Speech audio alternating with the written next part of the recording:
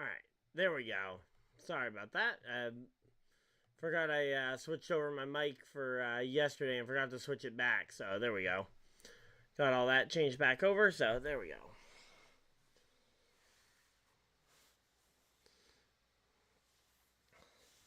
Alright, well, there we go. Sorry about the lack of audio. I forgot that I swapped out mics the other day and swapped back. So, yeah, because I got a different mic for a different setup. So, alright, command is... And say the engines are all fired. And say there's a link in the chat if anyone wants to take part in the community NASCAR fantasy league that I run through the NASCAR.com.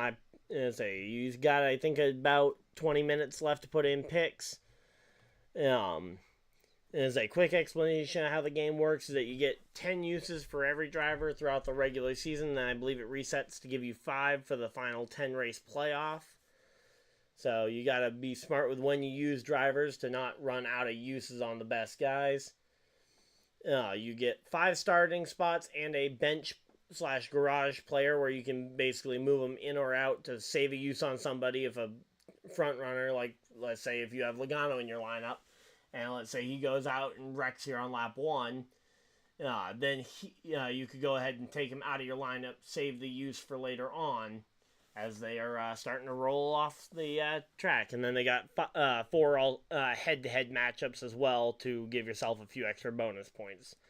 10 points per correct pick for the feature matchups, and then the top part is just you get the points that are there. So there we go. Yep, so we got Richard and Ernest hanging out in chat. Alright, we got 9 people hanging out in here. Thank you guys for everybody that's tuned in for the start of this race. We got the leaderboard up over on the... Am I pointing at the right side? Let me see. Yes. No. So we got the leaderboard up over here, along with lap count. We got the stages breakdown, 65 laps. I believe it's 65 laps and then 70 laps to the checkered flag, so... We got some nice long stages, and then obviously a 200 lap full thing. And then, of course, after this, we have a 300-mile race for the Xfinity Series cars that was postponed from Saturday to today at 11, which then got postponed again due to the rain and the jet dryer crash that we had earlier this morning. Luckily, everybody is okay from that, but here we go. They're going through the starting lineup. They're already on to row 6, which is the first row that isn't on the screen for you guys. But, yep, we got ourselves a pretty good day, and let me know who you guys are rooting for in the Daytona 500 here today.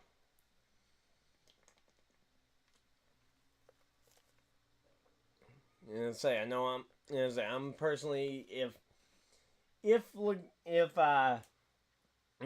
it has to be somebody, I'll take anybody but Logano, but I would I'd be pretty partial to either a repeat win from McDowell or Stenhouse or Kyle Busch getting his first. Kyle Busch getting his first is my absolute favorite. Alright, Richard's rooting on Chase Elliott. Most popular driver in the sport. Not really surprised to see we got some fans of his in here. He is the fan favorite of the entire league, so. Yep. So they're talking with, they got Josh Sims on the pit road, going up and down, trying to get reports for what's going on. Currently standing in the pit box of no bushes. Yeah. Yeah, pretty sure. Yeah. There's only one Busch in the race today. No Kurt Busch today.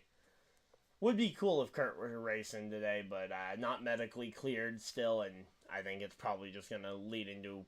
he already kind of announced that he's retiring from full-time racing, but would not be shocked to go ahead and see him go and... Would not be surprised to see him go and get himself a... wouldn't be surprised to go and see him get himself a Daytona 500 ride here in the near future if he does feel medically ready.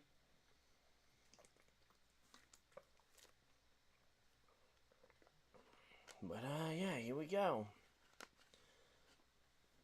so we are ready, and we got, all right, Allmendinger. Allmendinger is going to be one I'm definitely rooting for in the Xfinity race, and certainly wouldn't be opposed to him winning the Daytona 500 either, but, yep.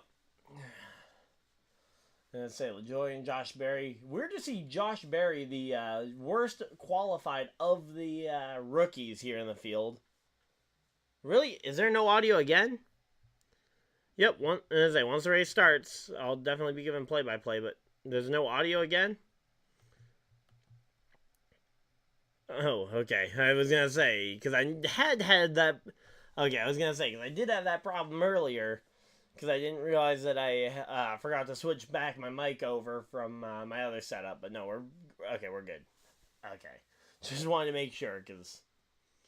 Okay, audio is fine. All right. So, yep, so...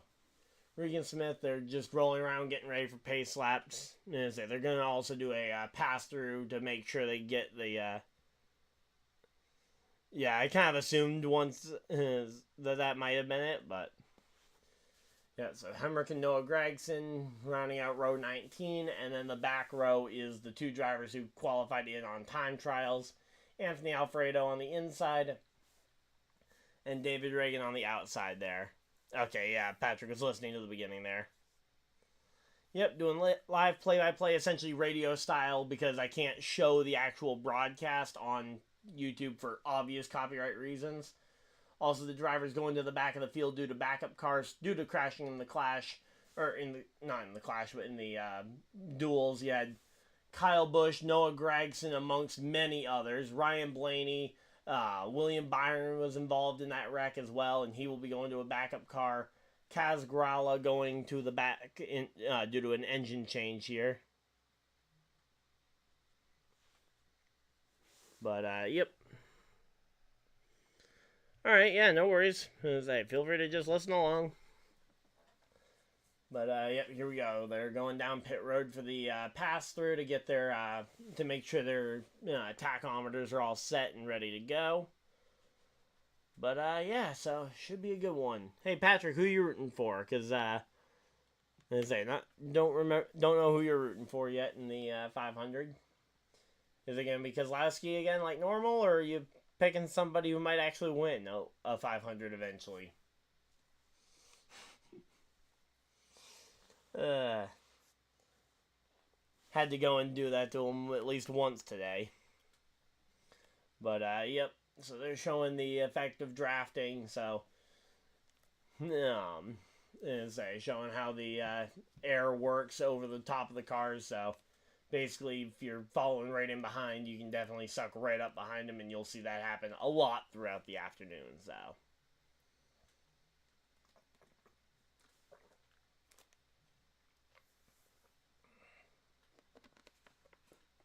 And you'll see a lot less advertisements probably here than you will on Fox, considering how Fox tends to do their Daytona 500 commercial breaks. Last year, they missed the first two green flag... the first two green flag lead changes due to being at commercials both times, which I think is just hilarious. But yeah, that happened both the first two times last year. Well, let's hope we can see the first green flag pass for the lead while actually being before we go to commercial break, but there's definitely no guarantee there. Showing off the new Toyota Camry body. Definitely an interesting new body here for the Toyotas. Looks very much like the Tesla models that I've seen going around downtown. I haven't seen a new Camry yet, like a new road Camry, but yep. Then the Fords also have a brand new Mustang Dark Horse body. So it looks like 60 degrees out there in Florida. Brr.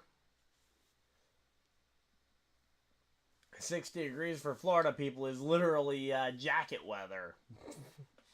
But yeah, for most of us though, that's pretty warm. We would gladly trade I got 25 degrees.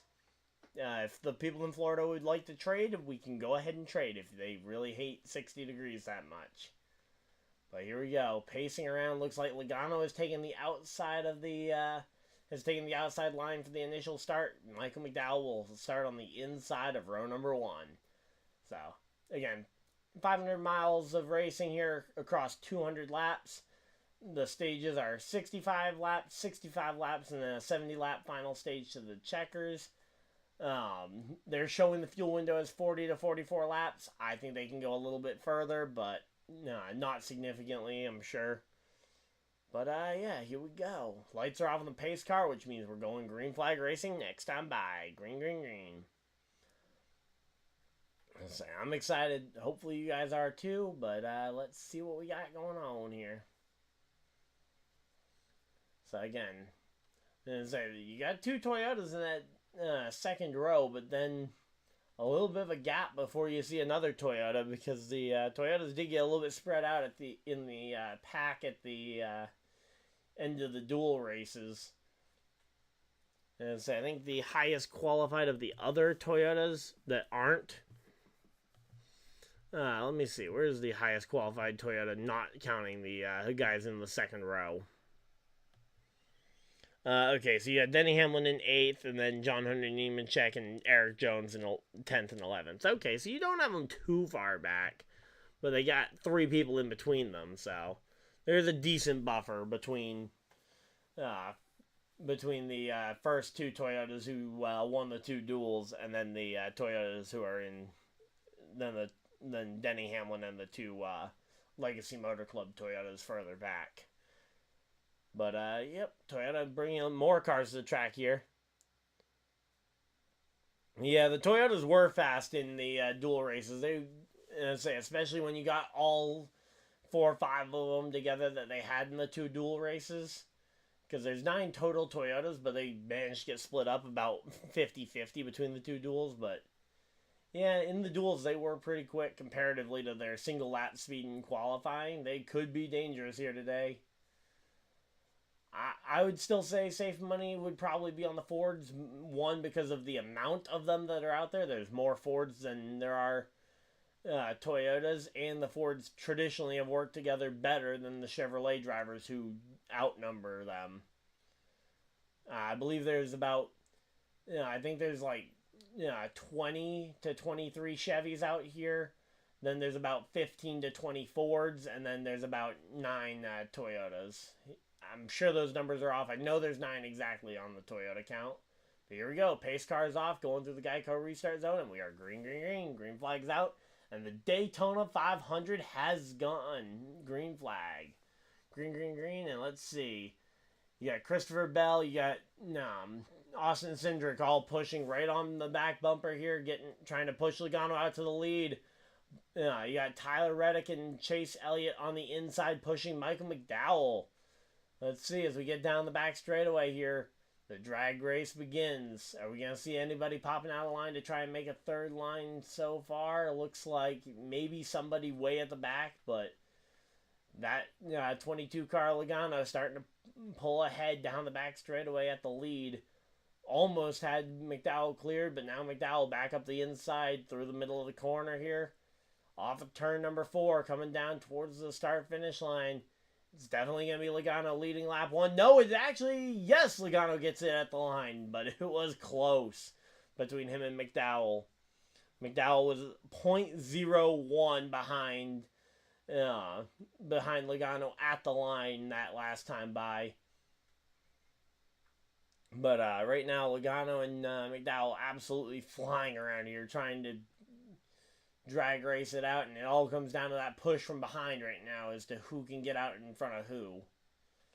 And I think once Logano clears McDowell, it would be very smart for the 2 of them to try and get together and just manage the front of this field.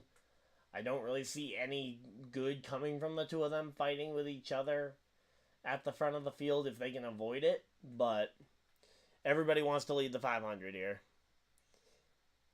All right, Patrick's cheering on Chastain or McDowell. All right, well, hey, you know what? I'll cheer on McDowell with you there, Patrick. Because, yeah, Michael McDowell here. You got Chastain coming from the rear.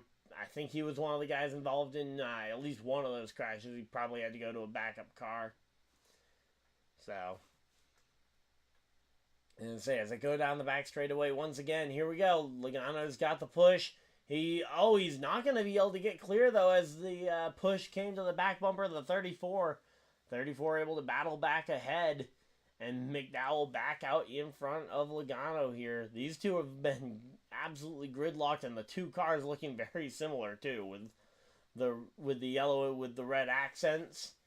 But coming to the line, I believe Logano had it at the line that time by .004 of a lap, or of a second, I mean. But yeah, this drag race, though, it could go on for a little while here.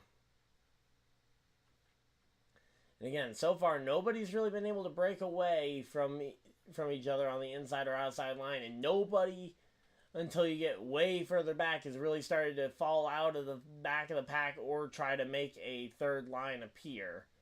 Because once that third line appears... Oh, there it is. Yep, I was going to say, the third line is pretty inevitable, but it's all a question of when will it appear. And I believe that is Ross Chastain leading the third line around the top line.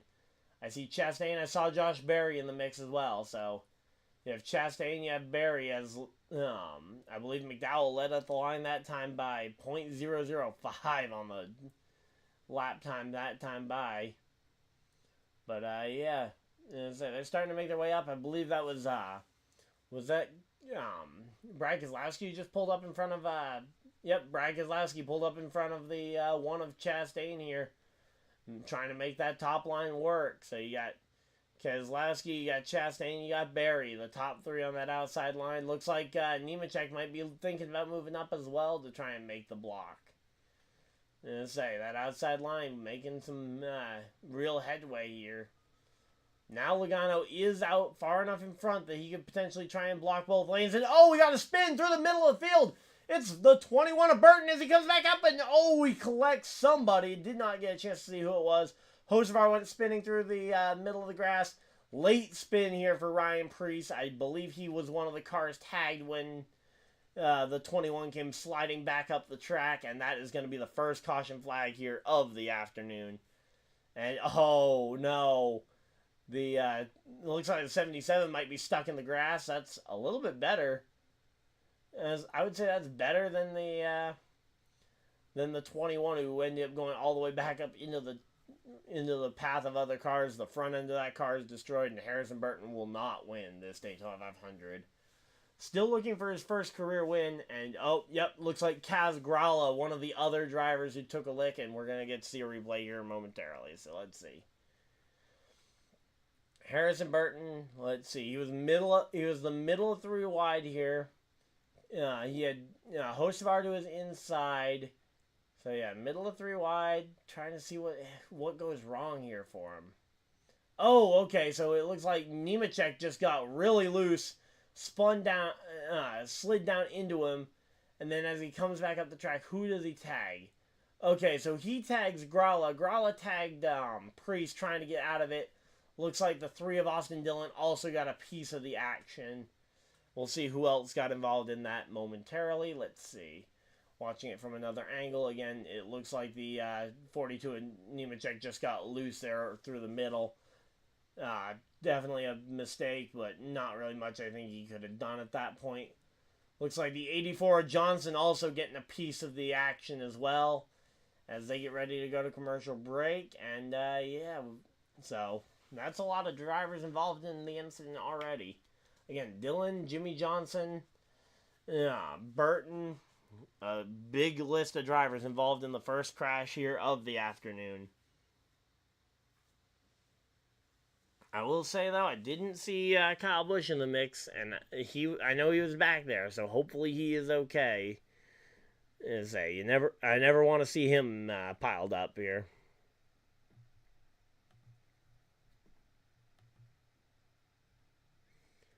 Alright, so here we go. Alright, Patrick's at the full list. Oh, Allmendinger was in it? I didn't see Allmendinger get a piece of that anywhere. So, yeah, the 21 and the 77 came up. 36 got a decent chunk of it. He's not on your list there, Patrick. Unless you meant to type 36 when you typed AJ Allmendinger in there instead. Yeah, 41 I know spun through. Oh, Gregson got a piece of it too? Doesn't surprise me. I know he's at the back of the field. But, yeah, I know the 36 for sure needs to be added to that list of people who were involved in the crash.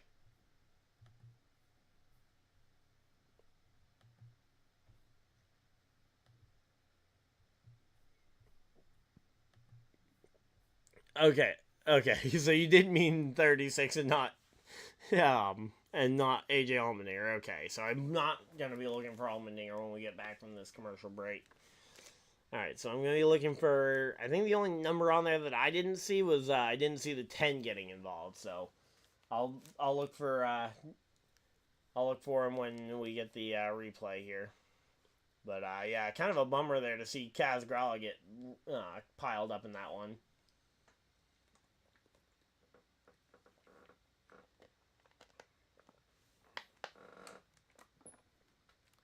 As a John Hunter Nemechek got a very minimal piece. So let's see. So 77, 21, 84, 36, and 41. Okay, those are the only drivers involved? Okay. It's a much shorter list of... Or are those just the drivers out of the race? I wouldn't have imagined that the Jimmy Johnson contact. It was a much smaller piece, so I thought he might have been good, but...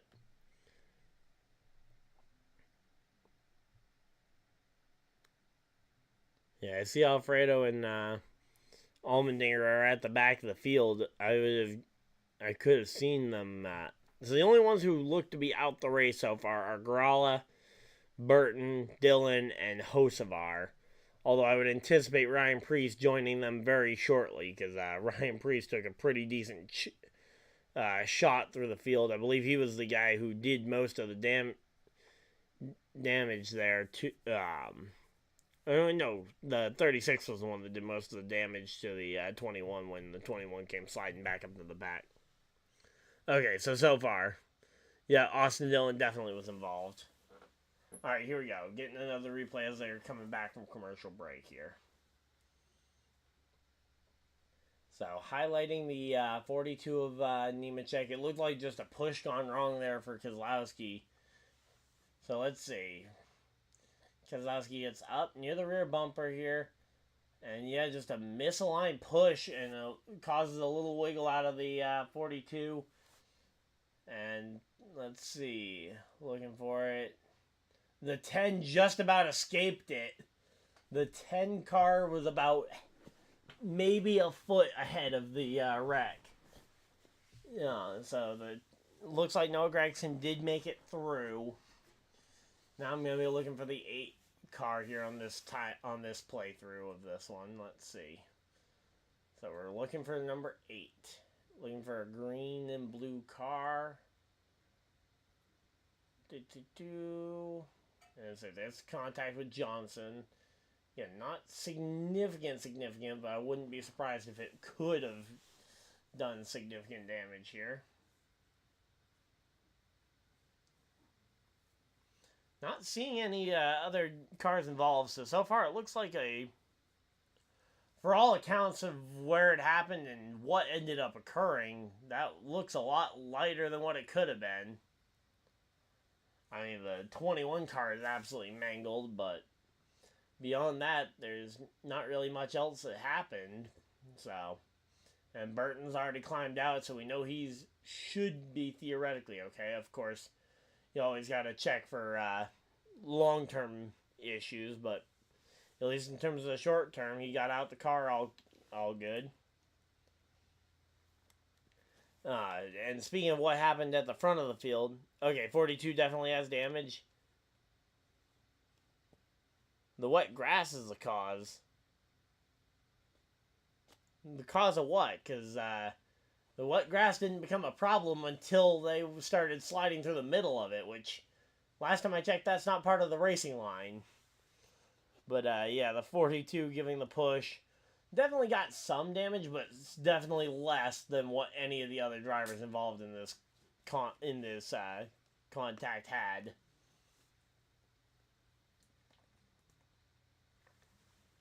And there we go. They're towing Kaz Grala's car back to the garage. Austin Dillon's car actually, at least from the bodywork, looks a lot better than the Resting. Oh, here comes Michael McDowell coming down for fuel. Not sure what the strategy play here is. Is it just to try and go as far as you possibly can? But, yeah, it looks like everybody coming down pit road. There's Denny Hamlin. Here's Joey Logano. We're 10 laps in. That would mean you'd have to go 55 laps on a tank if you were able to go that far. And you got guys with close calls all up and down pit road here.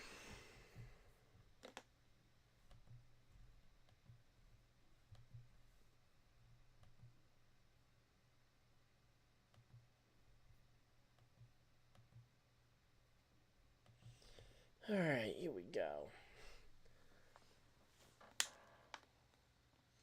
Alright, so I did not get a chance to see the race off pit road, but yeah, I think it was Kyle Larson coming into his pit box and cut right in front of the Jimmy Johnson's tinted visor came off in the contact there. That's something. But, yeah, Kyle Larson coming into his pit stall right as the 71 was trying to exit. Definitely a close call. The 71 probably lost a couple spots off of that, but good on the 71 to avoid that. Yeah, Jimmy Johnson's chances of winning are definitely a lot lower now than they were 5-10 minutes ago before the crash.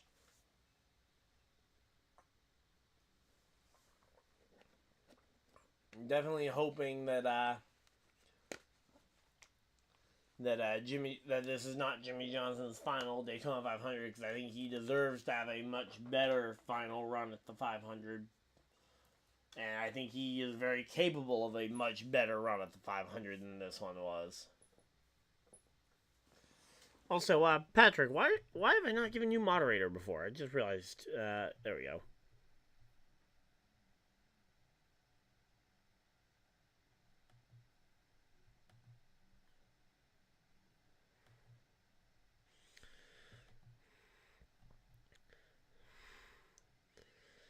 Okay, 16 did get into the wall on the right side. Good thing is that these cars are a lot more durable than they have been in years past, so hopefully that translates. So, there we go. Yeah, I know, I'm just surprised because I guess it's just because I've never really had any problems with spamming in chat, but whatever that Daytona 500 bot thing that's popped up now twice, I figured you could help me with keeping those away if any others pop up. But yeah, I don't usually have too much for action going on in the chat, so I don't usually need someone moderating the chat. But yep, there we go. Now you've got moderator power, so there we go. But yeah, they're doing, so they're advertising Atlanta next weekend there. Yep, getting ready for the restart here. Yeah, gotta love bots. Yep. Gotta love bots. Keeping moderators around all over the place. But, yep. Are the lights off on the pace car? I can't see because the subtitles are up right over the front of it. I would assume that they are going to be doubling up and getting ready to go back racing here. But, yep, here we go. 11 laps into the Daytona 500, and we've had ourselves our first decently sized crash. Not necessarily a big one, but and Christopher Bell won the race off pit road. I would assume that Blaney didn't stop that with the fact that Blaney's out here in front of the field. So we got Blaney and Bell on the front row.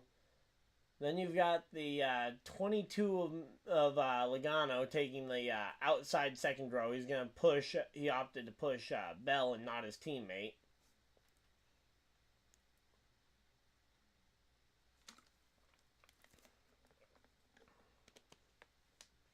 Oh, Bell also did not stop. Sorry, Bell also did not stop here. Green, green, green. Green flag's out as they go through the tri-oval, and we're back to racing.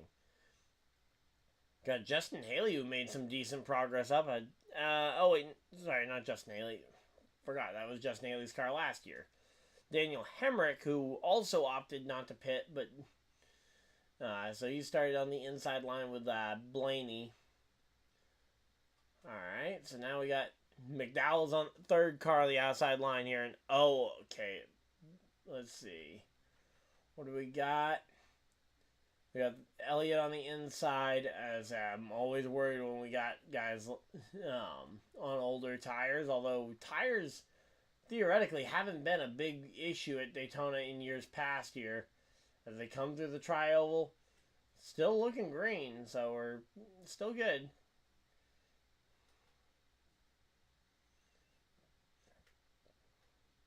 Yeah, I kind of assumed that you might be messing with me there. I wouldn't have been shocked to see Hemrick do something stupid.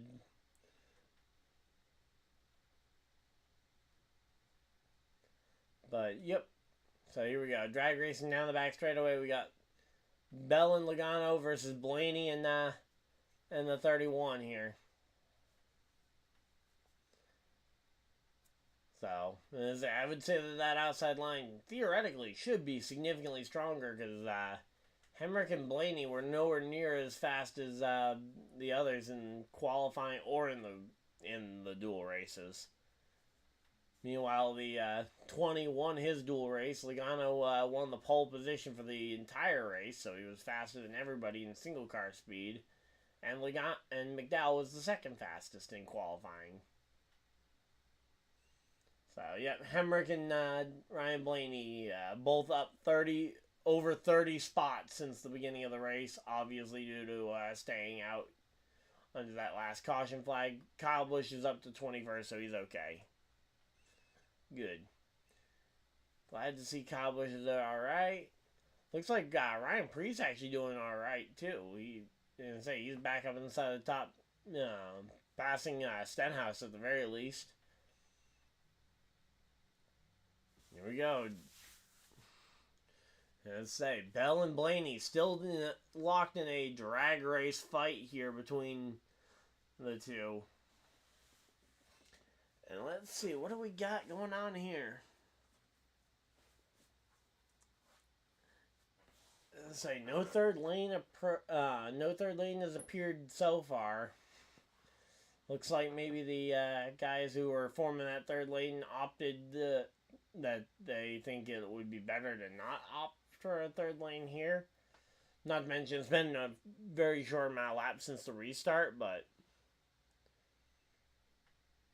here we go, let's see.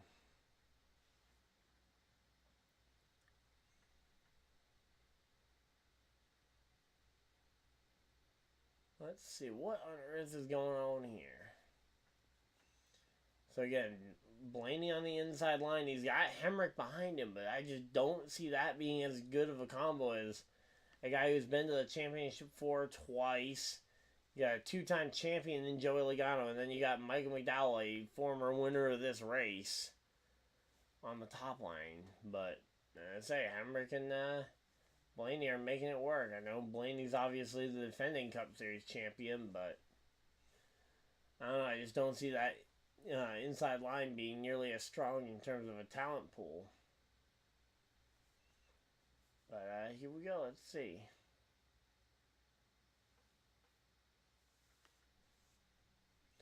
And I say there's just not much going on in terms. And I say it's just a continual drag race right now. You got Blaney and Bell on the front row, and no third lane appearing. So it's all just about who can get the right push at the right time. If Bell can get clear of Blaney, does Bell move down the track to try and block? And how much of a lead does Bell have to be willing to make that block? I say right now, I think Blaney would have to be significantly behind Bell for him to try and make the block. Because considering the fact that if Blaney does get blocked, you got to be careful to not leave the top two open, because otherwise then Logano is just going to carry that momentum through to the lead of the race, and you don't want to give Logano control of the race again. Because Logano was this close to getting control of the race on that last run. Alright, So here we go. We are 18 laps in here. And yeah, we are just working our way through this one. Yeah, I know. I love the way the next-gen cars sound, honestly. I know some people aren't the biggest fan of them, and I will say I haven't actually heard them with the muffler on because I wasn't at Chicago last year and I wasn't at the LA Coliseum. Well, I haven't been to LA ever, but certainly wasn't at the LA Coliseum either the last 2 years where they were testing the mufflers out. So I haven't heard the muffled version, but I know at tracks like New Hampshire, Pocono, they've sounded great. At Charlotte last year, the next-gen cars sounded really good.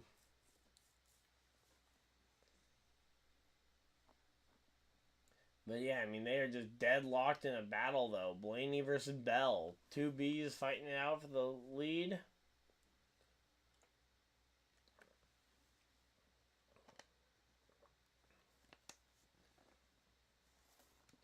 And yeah, right now, though, there's like the dead heat between the Blaney and Bell, and they're going to go to commercial break, so let's go ahead and see, so let's see who all is, in this one here.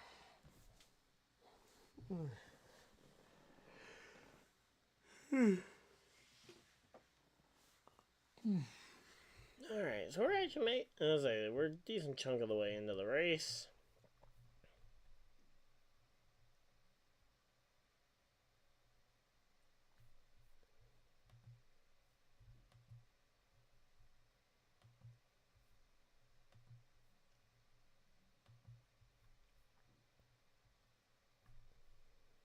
Alright, here we go.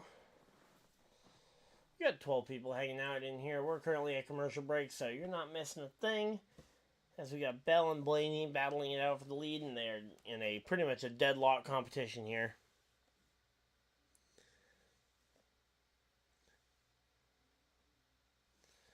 Who's the biggest hot seat this season? I mean, I think undoubtedly it's got to be Harrison Burton.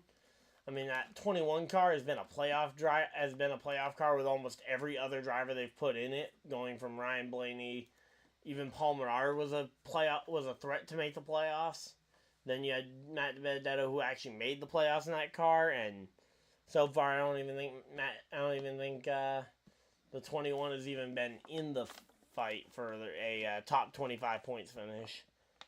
Yeah, NASCAR's YouTube page, they'll usually stream somebody's on board. Again, I can't go ahead and put that up for obvious reasons because of copyright, but yeah, NASCAR's YouTube page, usually they pick one driver's on board to go ahead and stream live. Which I will say, that is a massive credit to them. That is a really cool thing that you don't see other sports going and doing. I mean, you don't see the NFL going on YouTube and streaming to their YouTube page the Detroit's Lions sideline cam or something for the during the Lions games. But yeah, I would say Burton has got to be one of the biggest hot seats. If we're talking about hot seats for a ride that I think people would actually be overly desiring, I would probably say, I'm trying to think, because I would have said Blaney if he wasn't the defending champion, because I would say that at this point the question is probably being asked about, is he just gonna turn in and get that equipment there? Yeah, I would say, if we're talking about equipment that people would actually want, Suarez definitely has got to be on that list too. Considering they've got, 4 drivers signed up to take that car next year, and there's only one driver who can take it. Because, I mean, Shane Van Gisbergen wants that car. Suarez probably wants to stay in that car if he can. Zane Smith wants to move into that car if it's at all available. And then they also have that young kid, Connor Zilic, who they just signed to a development deal and won the 24 Hours of Daytona a couple weeks ago. So, I mean, there's a lot of drivers who want that 99 car. So, yeah, I think I would be shocked if Trackhouse isn't in the market to potentially buy another charter themselves in the next year or two as we come back from commercial break, and we are still in a deadlock between Bell and Blaney, and it's all about what the push is right now.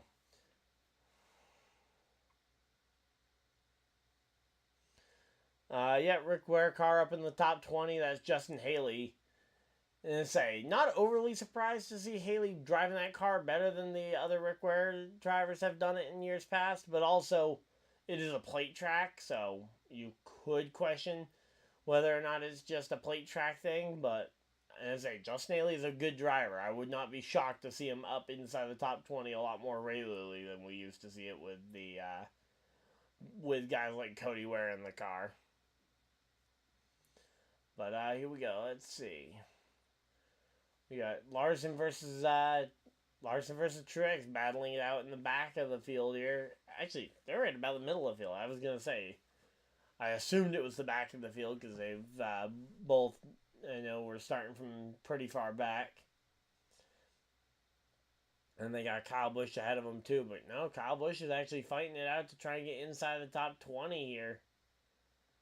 And I say, if Kyle Busch does make it into the top 20, that will be a major surprise here. But certainly not opposed to seeing Kyle Busch poking his head up into the top 20.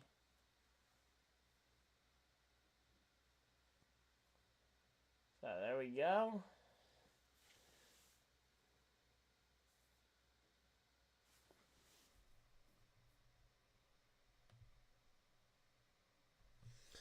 Yeah, the fuel. I don't really know what the fuel mileage different. Well, I mean, obviously you got 8 laps more fuel if you actually pit for fuel versus these guys who are on 25 laps. But I mean, especially for guys like Bell, I mean, convincing the other Toyotas to potentially pit early shouldn't be a massive task, I wouldn't imagine, because they're all going to need a similar pit stop. So I mean, I don't think they're completely in trouble. I think the one in the biggest trouble would be the 31 of Hemrick of the 3 cars who stayed out, because I think Blaney's got enough friends and teammates that he might be able to drag people to pit road. Bell and the Toyotas, I'm sure, can come up with a plan. And then it would just come down to Hemrick and the Chevys, because Hemrick only has one other Chevy that's a true teammate there. And the rest of the Chevys might not be willing to accommodate a guy who is a question mark like Daniel Hemrick has been.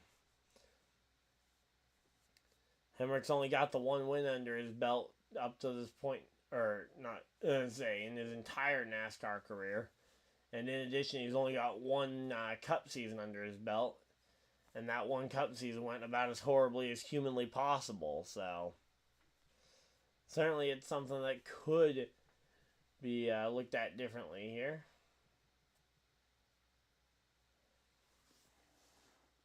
But yeah, we're just chilling out here. 27 laps down. Currently working lap number 28. And here we go. Bell getting pushed out in front.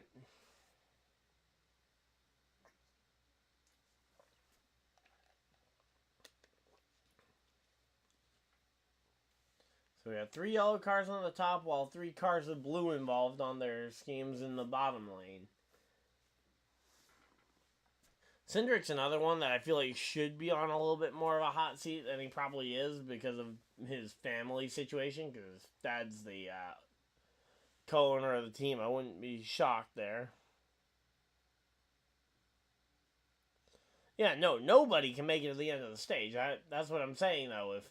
If nobody can make it to the end of the stage, I don't see why Bell wouldn't be able to get the Toyotas to make their pit stop a little earlier to try and help him, as long as they can all pit and make it, which they can now. If they pit now, they could make it to the end of the stage, so.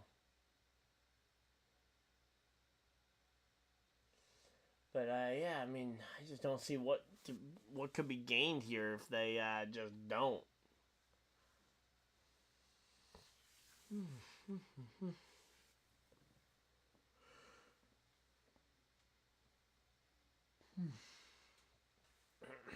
Yep, there's just So there's no third lane appearing yet. It looks like everybody's just kind of taking their time, waiting for the for one lane or the other to break ahead. And here we go, AJ Allmendinger just slowly getting himself back up to speed here in 35th place. There's no way Allmendinger is going to catch the pack of cars by himself. He's fast, but he's not that fast. I mean, that would literally take a pack of cars to be able to catch the entire field by himself. I mean, I don't know how many cars exactly it would take to catch 21 cars all battling out side by side with another 21 cars, but as I say, one would imagine that one car isn't going to be enough to catch them.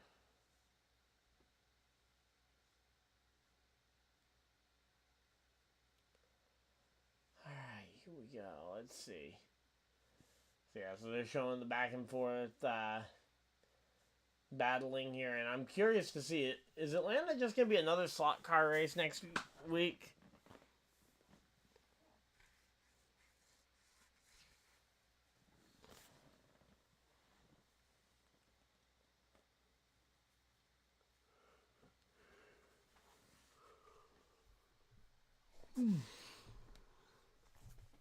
Alright, let's check this out here.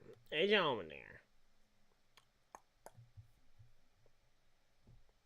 Yeah, he is actually. And say he's about 1 second faster than the field. That last lap by, so he's making some inroads, but I don't know if he's making enough to catch the entire. Well, he will eventually catch the entire field. Just a matter of how many seconds is he? Yeah, I know leaders aren't running full steam, and that's definitely helping him. So it'll be about 20 laps before he catches up to the entire field. Which, 20 laps is a long time still. And 30, let's say, around 30 to go here. It's going to be interesting to see what the driver's going to do here in stage number 1.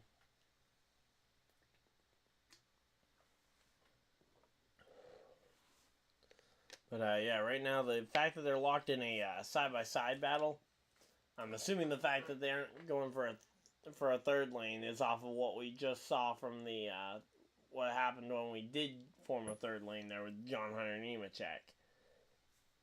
And nobody wanting to be the next person involved in that.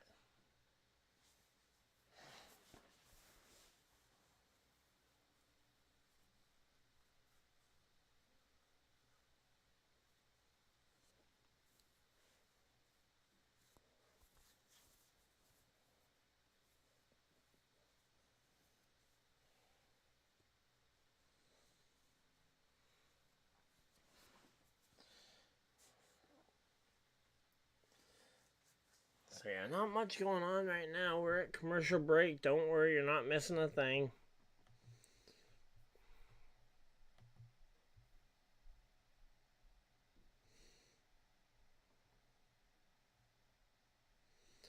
Alright, so here we go, and they're showing the Rock rolling around on the Army car from pre-race. 32 laps down. Let's see. Oh, there we go. The field is strung out to a single file line now, so Bell and Hemrick can kind of just coast in line rather than having to go more aggressively to try and push.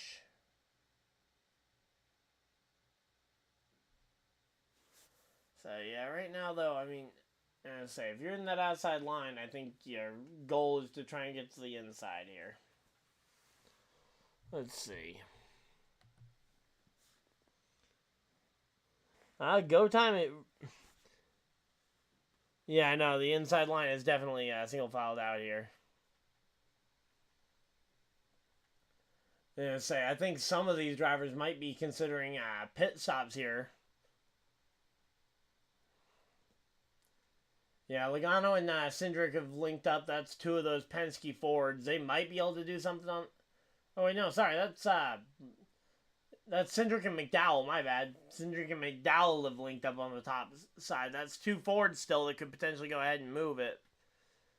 But, yeah, at this point, I think the inside line is just kind of riding around waiting for the first pit stops. But, yeah, they've gone to full throttle, so they definitely know that they can't just ride around at half throttle at this point. And there we go. Logano up to the... Alright, Logano up in front of his teammate, Cindric here. Not sure if they told their teammate about the plan, but yep, there we go. Ryan Blaney up to the top as well, covers it, and we're right back to a 2x2, except for the fact that I think that top line has a lot more energy this time. Let's see if the top line can end up surpassing the inside line here. So here we go. Let's see. Hemrick and Bell starting to drift further and further back. Meanwhile, McDowell being the 4th car in line here. He's gotten his nose out in front of the others. You got Hamlin making a move. Alright, here we go. Let's see. We have Buescher, Elliott, and Barry rounding out the top, the rest of the top 10 here. You got Keselowski, Jones, Reddick. Oh, there we go. Jones making a pass there. I'm assuming that's just a battle between inside and outside line. Kyle Busch has even found his way up into the top 14. Kyle Larson up into the top 15. Briefly. Alright, so here we go. Yeah, Busch is making some progress through the field. It's very tough to make progress as well when it's the 2 single file lines of slot cars. Gotta make sure you're in the right spot, and then you gotta hope you can make the right move through to pass. And there we go. Looks like alright,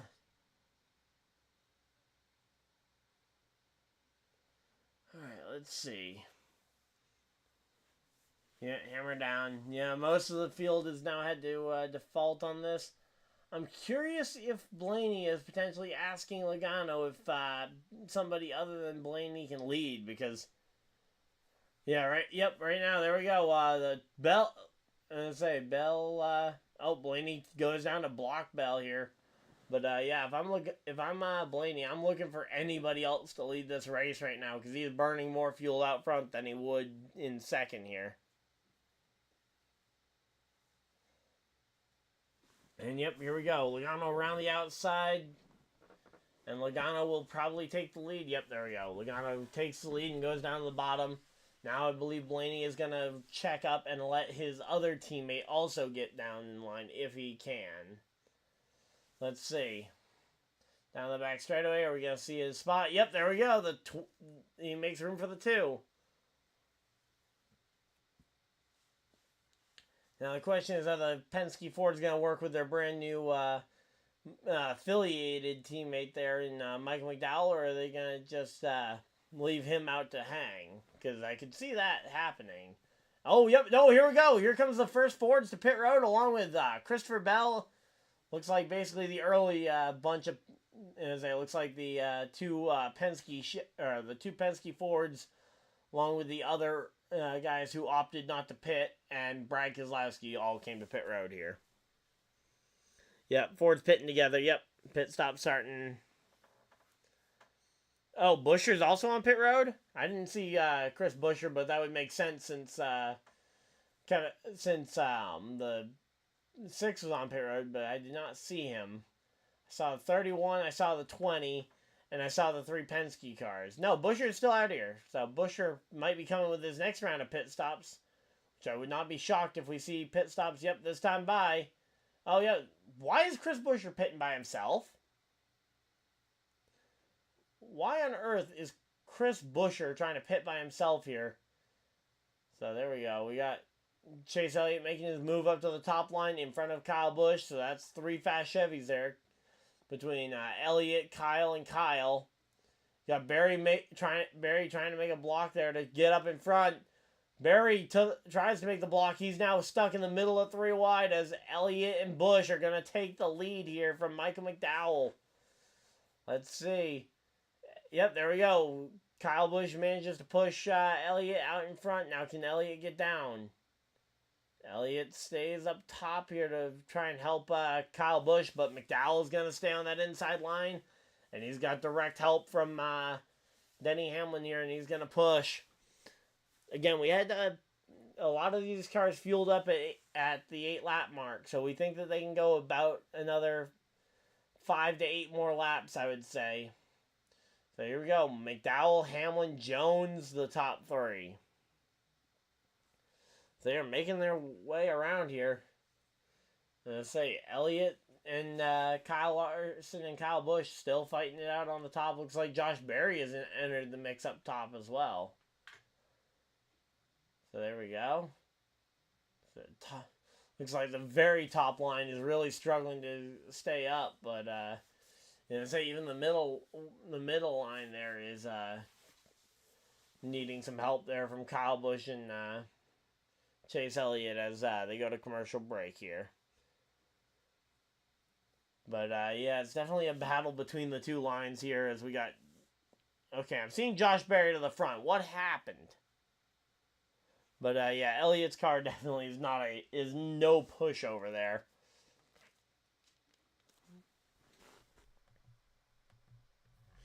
So there we go. Chase Elliott, definitely no pushover.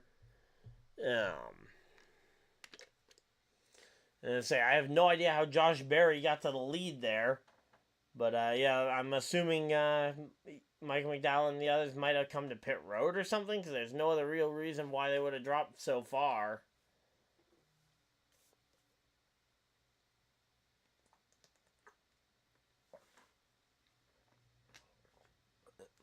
Well, I guess we'll have to wait and see when they come back around to the grandstands the next time by, but we're currently under commercial break, so we don't get a chance to see what's going on.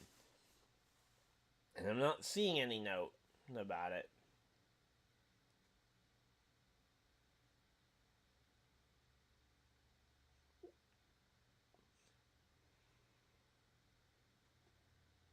Yeah, everybody's trying to get to the outside lane. Yeah, it makes sense. But, yeah, I saw Elliott get out in front there. Yep, there we go. And I think, yep, there's the wave of pit stops, I believe, has fully started to cycle through here.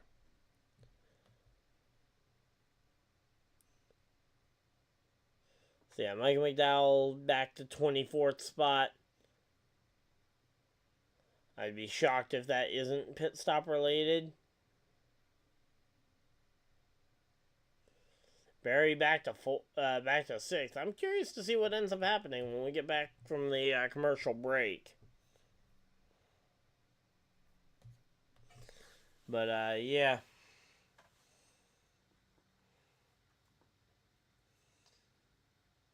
So it definitely seems like some pit stops have been occurring.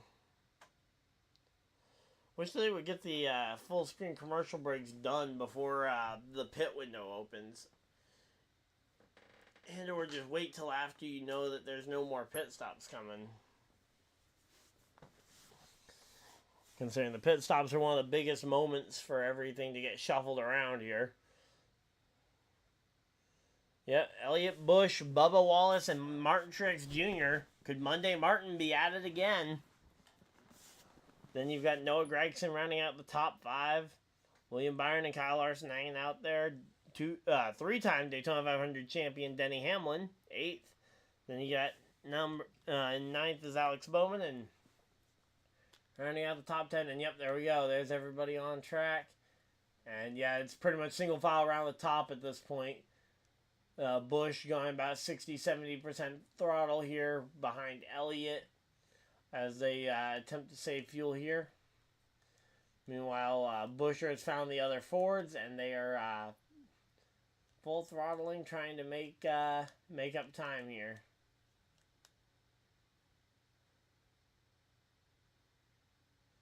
But yeah, so here we go. Let's see.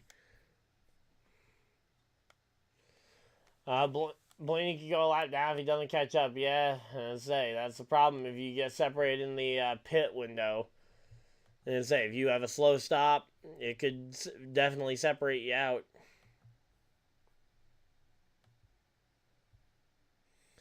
Let's see. Where's Michael McDowell ended up? He's 23 seconds back, so I would assume that would mean he was a part of one of those pit stop waves, right?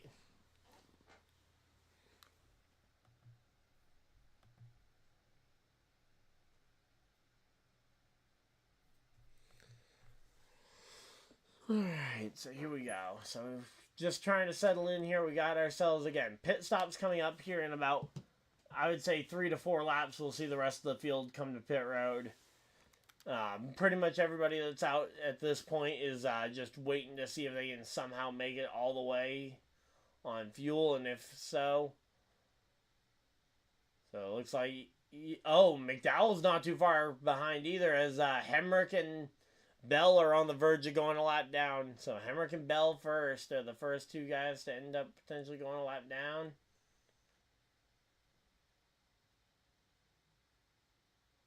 So here we go. Yep, there's the 2 lap cars going down the inside, giving plenty of room to the cars around the outside.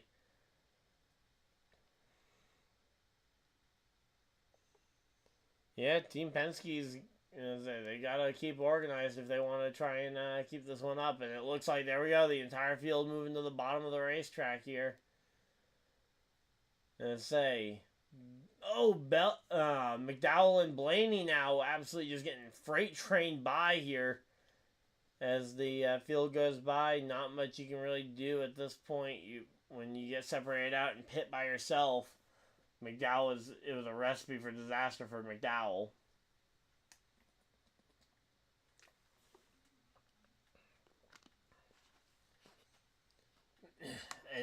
And again, that's the problem with the Penske plan there, is that they did not have nearly enough forward support on that pit stop. Buescher needed to be in on the first lap.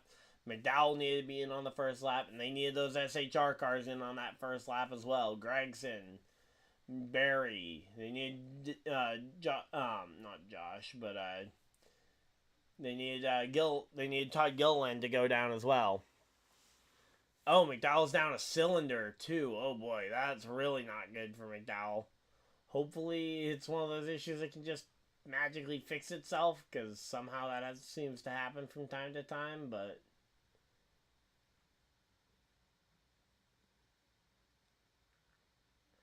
so yeah, now the field's moved primarily to the bottom of the racetrack. Let's see. Again, we're expecting pit stops here pretty soon from the front of the field. I would be shocked if we don't see pit stops by about lap 53 or 4. I think 53, 54 would be when I would expect everybody on pit road here. Alright, so here we go. Let's see. Yeah, okay, that's what it sounds like. Are you talking about the cylinder going down, or the my theoretical pit stop window being in the next 2 or 3 laps? Okay. Okay. So McDowell's thing, he can't hit 5th gear. That's really not good. Let me see. Let me see what I can find out here.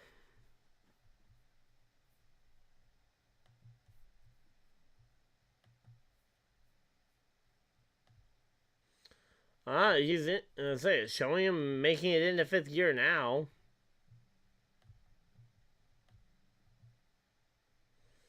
Yeah, I mean, according to the technical data on NASCAR.com, they're showing McDowell getting into 5th gear no problem. So,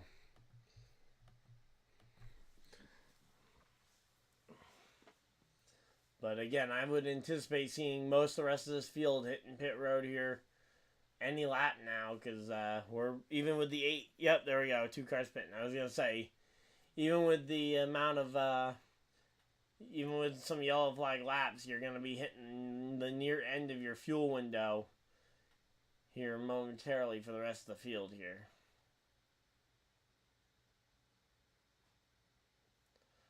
Alright, here we go. Let's see. And who are the 2 cars coming to pit road? Looks like somebody in the middle of the field decided to bow out. Hard to tell exactly who it was at the back half of the field, considering the side-by-side commercial, but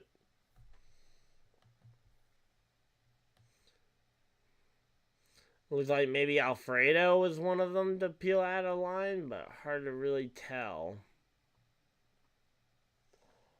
Let's see, gonna have to wait until I guess they come back from commercial break.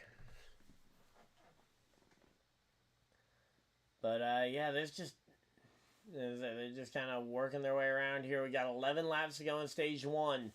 Only 11 laps to go before points are paid out.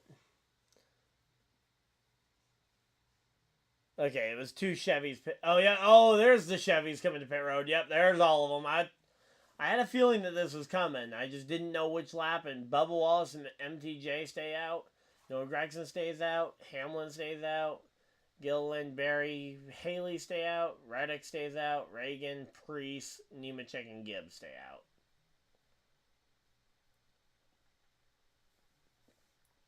And this is the kind of teamwork move that the Fords needed to do, because the Fords needed to use their strength in numbers to try and help load it up. But the fact that the Fords didn't use their numbers advantage, I think there's no way that the... yeah, and there we go. There's the rest of the Toyotas coming to pit road. And oh wow, Bubba Wallace smoked a lot of tire. I would be shocked and say he may have sped on pit road here. But here come all the Toyotas and a couple of the other cars as well. Jimmy Johnson not looking like he's out the race by any stretch. Alright, here we go. So now it's just the Fords at the front. You got Noah Gragson, Gilliland, Barry, Haley, Reagan, Priest, Briscoe, Herbst, the remaining drivers who haven't pit. So far, I would say, though, that the Chevy's plan has been the most effective at this point. Because they got into a single file line as soon as the Penske Ford's near the front pit, and then the Chevys basically just waited for their time to pit. They waited as long as humanly possible, made as much time on the track as humanly possible. Alright, here we go. Let's see. Right now you got Bubba Wallace just trying to hang on to the back of the pack here. But yeah, the Chevys definitely had that synchronization thing worked out the best here. As the Fords at the front of the field have pretty much gone about, literally about as far as they could possibly go on one tank here. So Briscoe and Herbst both came to pit road that last time by. And the other Fords thinking about it, but stay out yet again here. And I say, if we don't end up with a pit stop here soon, we could end up seeing them pit right at the end. And honestly, at this point, if I'm Gragson, Gilliland, or Barry, I pit like with I pit with 3 or 4 laps to go in the stage and stay out to take the lead after the stage break, because there is a caution flag that will come out at the end of the stage here. So they're highlighting Josh Berry's talking about his the fact that he's a rookie in the Cup Series this year, although he does have a second place finish last year. And here we go. Let's see. Coming down, and no, none of them is going down pit road yet. Patrick, what kind of big trouble are we talking about? Because I was checking McDowell's telemetry, and it looks like he's not, at least according to the NASCAR.com telemetry, he's able to make it into 4th or into 5th gear, no problem.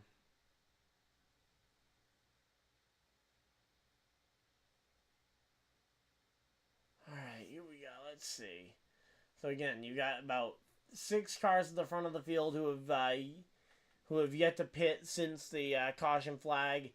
You've got Kyle Busch, William Byron, Elliott Suarez kind of leading that second group here.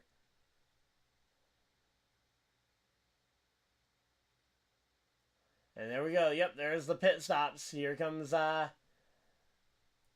goes, who is that? That's Gragson, Gilliland. I believe that's also Barry. So you got 4 cars on pit road. Haley as well came down pit road. Priest and David Reagan stay out as we got 5 laps to go. All they need to do is get decent pit stops here.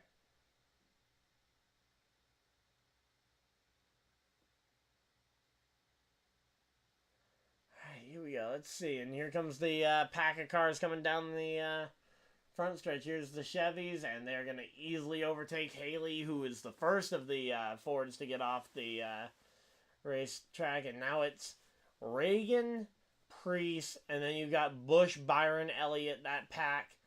You got only 2 cars left. Are they going to try and save it all the way to the checkers of the stage? Yeah, I know. David Reagan, the leader here, with Ryan Priest in tow, but there's no way they can make it, right?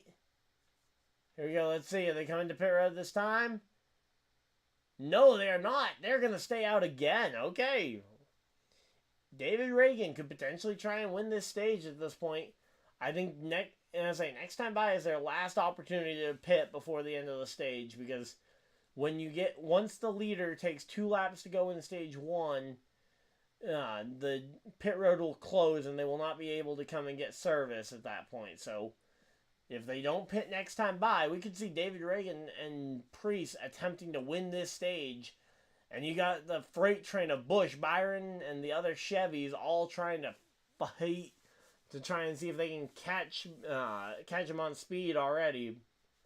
But yeah, McDowell is the first car 1 lap down, so if they do get a caution flag, McDowell could get it. As I say, Busch has a fast train, and I do not think that the 60... Oh, they do stay out again, so... But there is no way, yeah, the 60 and the 41, they're going to get swallowed up by the Chevy train here. They got 3 laps to go in stage 1, and they're moving out the way. They know this Chevy train is coming. And yep, there we go. Kyle Busch and the Chevys at the bottom of the racetrack. Now, the question is, do the Hendrick Chevys specifically go and gang up on the 1 RCR Chevy at the front of the field? Because you got Byron, Elliott, and Larson, and Bowman. You got 4 Hendrick Chevys all within 5 spots of each other. The only non-Hendrick Chevy in the mix behind Busch is Daniel Suarez. So I think you could very well see the other Chevys potentially try and ditch him here on the final lap. They've got 2 laps to go right now, so I think for this first lap you'll see them potentially go and play this safe, but yeah, I don't think you see Kyle Busch. I think he might end up getting dumped, or not even dumped, but just kind of left out to dry by his manufacturer teammates here. Considering the fact that this entire pack is Chevy, and there we go. Larson, Bowman to the top of the racetrack. Let's see, is Elliott going to make the move up? Yep, there goes Elliott to the top of the racetrack as well. And here comes Byron up as well, and there we go. Yep, that's that freight train. Kyle Busch trying to block, puts the block on Byron, gets Byron shuffled out. And here comes Chase Elliott now to the outside. He's got Kyle Larson to help. And there we go. Yep, what did I say? The Hendrick Motorsports teammates going and beating this one. Let's see if if they can get around to the checkered flag here. Looks like it should be no trouble here for the Hendrick Chevys. Again, I think they'll play very nicely with each other, but Kyle Busch gets shuffled out of line by the teammates of Elliott, Byron, Larson, and Bowman here. And William Byron's even going to fight back to maybe even come back into the top 3 here. We'll have to wait and see, but it looks like it, I don't know. It looks like Chastain's going to hold on to 3rd there, and it's going to be Bowman and Byron 4th and 5th here. Larson making a charge around the outside for the end of stage 1, and it's going to be Elliott gets stage 1 over Larson. Chastain coming home 3rd. Looks like it'll be Bowman, then Byron, the top 5. Kyle Busch coming home 6th. 7th, Denny Hamlin. 8th, Bubba Wallace. 9th, Martin Truex Jr. And 10th, Daniel Suarez. Yep, there we go. And yeah, Ernest Beavers. But yeah, Chase Elliott definitely benefited from some teamwork help. But Chase Elliott is back after the injuries he suffered last year. He never really looked like himself, but that move was a very typical Chase Elliott style move. So, especially the fact that he had 3 teammates there. I even called it before it happened. So, yep, Chase Elliott wins stage number 1. So, stage 1 is now in the books. Now, a lot of Chevys at the front. The highest Ford in the end of the stage was Logano in 11th. I believe, though, Michael McDowell was the first car 1 lap down. No, McDowell ended up 3 down. Wow. Alright, I thought Michael McDowell was going to end up as the first car 1 lap down, but I guess he might have come to pit road for for some kind of service or something. But, yeah, McDowell, it looks like Allmendinger then is going to be the car getting the free pass here. Since he was the first car 1 lap down, I believe AJ Allmendinger will go from 1 lap down to the lead lap here. But, yeah, looking down through the field, though, Stenhouse in 19th, Brad Keselowski and Buescher, kind of the fact that those two didn't stick together, I just don't know what that strategy was about. The fact that they couldn't get all the Fords on board, I'm not overly surprised by, but I'm just surprised with how bad the organization there was on the Fords, because I've been playing the Ford game for a while at this point, saying and talking about how they've been the best when it comes to teamwork so far, but as of right now, they have not looked very good on the teamwork game, so gonna go ahead and move Michael McDowell into my garage since it looks like he may not come back from whatever his issue was. Well, let's take a quick look at the results of the fantasy game here. Let's see. So Eric Anderson has the lead with a 213 score. Wow, that's a lot of points. Then second place is 14 Mike with a 174 right now. We're coming back from commercial break. We got East Need 95, Eli there also with a 172. Shadowhawk with a 159, and Daryl Clark rounding out the top 5 so far in the fantasy league with a score of 154. I'm back in 12th place right now with a pretty bad score of 104 back there. Mainly just because I took some swings on some guys who haven't paid off yet, but maybe by the end of the race they can pay off. And we got pretty much everybody on pit road here. I don't see a world where we see these guys not pitting. 4 tires, get the fuel, and get ready for this second stage. And there we go. Larson's on his way out the pit stop. You got Truex, who looks like he's a lot deeper in the field than he was, although the low camera does not make it very easy to tell how far back in the field you are. But, yeah, so quick rundown through that. Okay, 2 cars stalled there. Oh, yeah, anybody who stays on the lead lap before the final stage will still be in the race, yeah. Yeah, car stalling in the pits is nothing too surprising, especially for some of these drivers where they get blocked in by other drivers potentially, so yeah, as long as they don't lose a lap due to stalling, they should be all good. But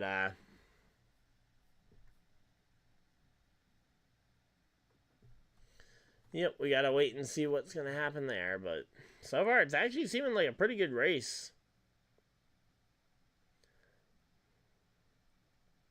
Nothing too out of control, but oh, McDowell pulls it behind the wall. Dang, come on, man. It's a bummer. But, oh well. It happens.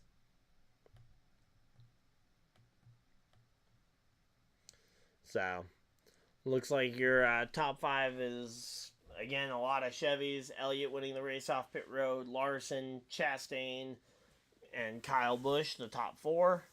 Bubba Wallace, MTJ coming out 5th and 6th. So, MTJ actually gaining a couple spots. And something else just happened. Not sure what. Alright, gonna let it cycle for a lap because sometimes the leaderboard just updates kind of funky with where people came off pit road. In some of these cases, it could be just the fact that they were cycling through the pit stops at a weird spot, but because the leaderboard I have only updates at the start-finish line, so again, give it a lap or so and it'll update itself here. Yeah, it's the wrong yellow car going behind the fence. I want to see that other yellow car go behind the fence, number 22. Or he doesn't even have to be out the race. I just don't want to see him at the front of the field like he has been. Although at this point, the 22 is in my lineup and is gonna be a driver I need to score some good points here. Now, technically, McDowell could return to the race because it is a mechanical issue, but he'll end up multiple laps down, and it's going to be near impossible to recover from that. Now they got one of these Mahindra tractor commercials with Tony Stewart and Chase Briscoe. Those commercials are always so fun. But here we go. Back from commercial break and ready for the restart. Let's see. So yeah, David Reagan in the 60 appears to be up in... Yeah, I say it's looking like they are going to be at the front of the field. I just don't know how they got up there. They pit on the last lap or something? We're going to have to wait and see. But right now it looks like Reagan, Keselowski, and Priest have all managed to stay out to this point. I believe it... Oh, yep, here we go. Keselowski and them are coming down pit road now to top off, it looks like. Not sure what the strategy here is in terms of trying to go and fill up or something, but as I say, they've still got a long way to go for any kind of strategy like this to be paying off. But, yep, there we go. And, yeah. Oh, McDowell is still out on track. Okay. So McDowell is out on track. I don't know... I think Patrick might just be messing with me again, but... Here we go. 40th anniversary of Hendrick Motorsports' first Daytona 500. So, it's like that team's now had their 40th... This is their 40th anniversary, and Kyle Busch comes down to top off, along with the Chevy, or along with a bunch of Fords and a few Chevys, so... Everybody looks like they're topping off and getting ready for this restart.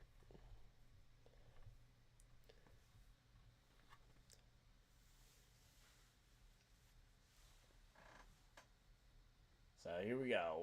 Larson, Berry, Gilliland, Hamlin, Bowman, the top 5. Let's go ahead and get the poll for stage 2 going here.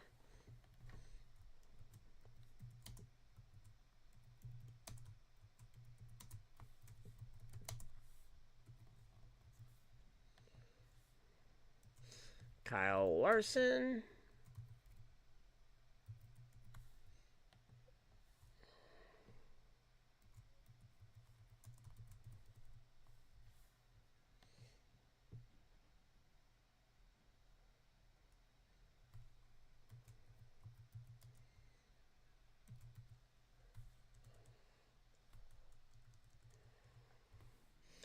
Denny Hamlin. Other. Alright, so there we go. There's your, there's the stage 2 poll up there. And yep, here we go. Getting ready to pull off pit road here, and we got the poll up for stage number 2. So, pace car is about to dive for cover. And there we go. Pace car is diving for cover. Let's see. And green, green, green. Green flag's out. We're back to racing. And here we go. They're talking about the double header here, but Berry gets out in front here, and he's going to take the lead. Let's see if he can maintain it. I can see Larson potentially dropping back here. Let's see. So Berry could start to work both lines, and he's got enough of a lead where he could very easily potentially try and work both lines down the back straightaway here. But, nope, there we go. Gilliland and Kyle Larson just push right on past. And it's a 2-wide battle for the lead here.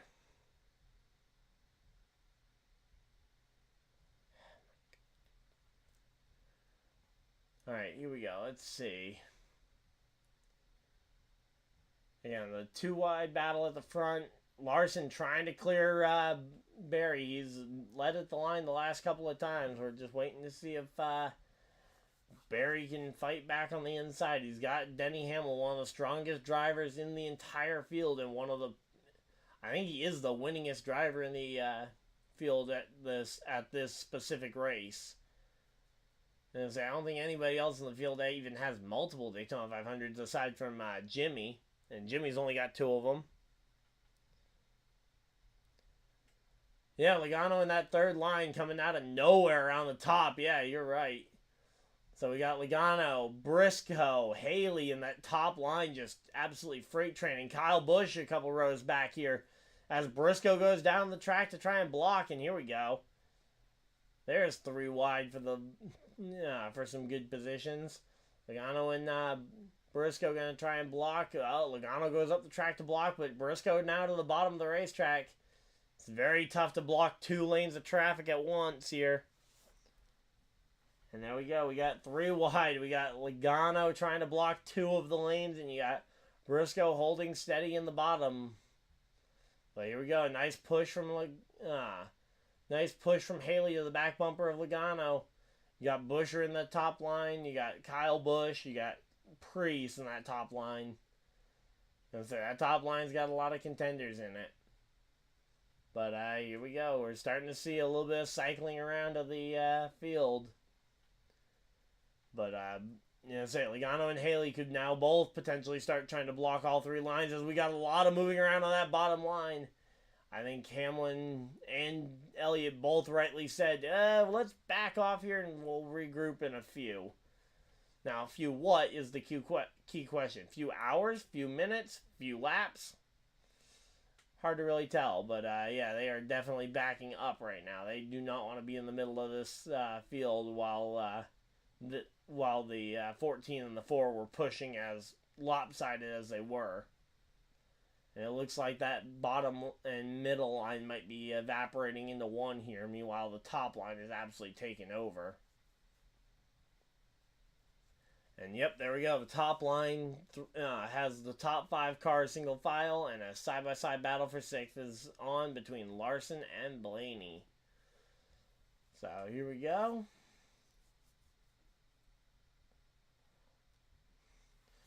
And right now you got 3 Joe Gibbs cars wide in the back of the pack. Oh, William Byron also falling backwards through the field. Not sure if that was the plan for him, was to get out of line and try and drop to the back. But, the inside line just kind of evaporated there. And again, I think it was off of, this push that they're about to show. And Josh Berry pushing very lopsided and just trying to chase the push. And, I think, again, the veterans like Hamlin and Elliott both saw what was happening there and were like, let's just not. We'll come back and circle back to this in a few minutes. But, no. Hamlin did not want any part of that at that point. And that top line, now you got Hemrick breaking free from the side-by-side battle. And now it looks like Zane Smith in the WeatherTech car is going to try and break free as well. Oh, nope, there's the inside line starting to come back. Got that number 38 car of Todd Gilliland giving a good push to Larson. I'm not sure exactly where they will line up, but definitely looks to be a good battle going. But let's see, how's the poll going? Okay, it looks like Larson or other is definitely taking over. So, and then Josh Berry and the inside line evaporating kind of makes sense why they wouldn't have nearly as many votes. But, Logano, Haley, Buescher, Kyle Busch, and then Priest, your top 5. And it's absolutely a dominating day so far for the Fords. Unfortunately, it was the pit strategy in stage 1 that really killed them here. But, and again, Hamlin dropping back. Again, I don't, Hamlin's done this in the past where he tells his spotter or his crew, hey, I just don't like what I'm seeing right now, so I'm going to drop to the rear and wait it out. And typically he ends up being rewarded by doing that. So I'm not surprised to see Hamlin doing that, especially looking at what he had in front of him. So say. Right now we got ourselves, yeah, we're starting to get single filed out a little bit. We got a few laps before pit stops coming up, but just want to remind you guys that later on today, about an hour after the Cup race wraps up, I will be here with the NASCAR Xfinity Series broadcast, highlighting. Nope, no laugh at your joke. The problem is I've heard that joke like 17 times this week. In fact, I've made that joke about 15 times this week. But yeah, it's a good joke. It's just one of those that I've seen it so many times this week that it loses its impact after a little while. Oh, a car just went a lap down. Okay, let's see. Who is it? It was probably either Jimmy or Michael McDowell. I don't have a view of the field right now, so I'm assuming it was either McDowell or Jimmy.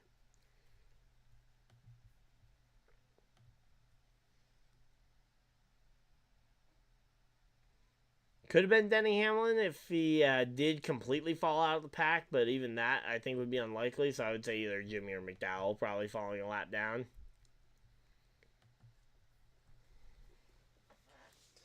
But yeah, here we go.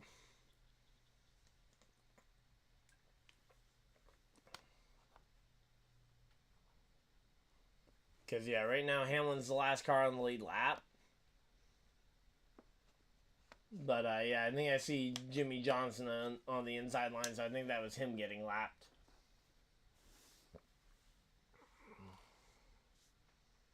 But, yep, now they got the Busch sweepstakes up on the screen for a minute, and we got ourselves 15 laps into a 65-lap second stage here.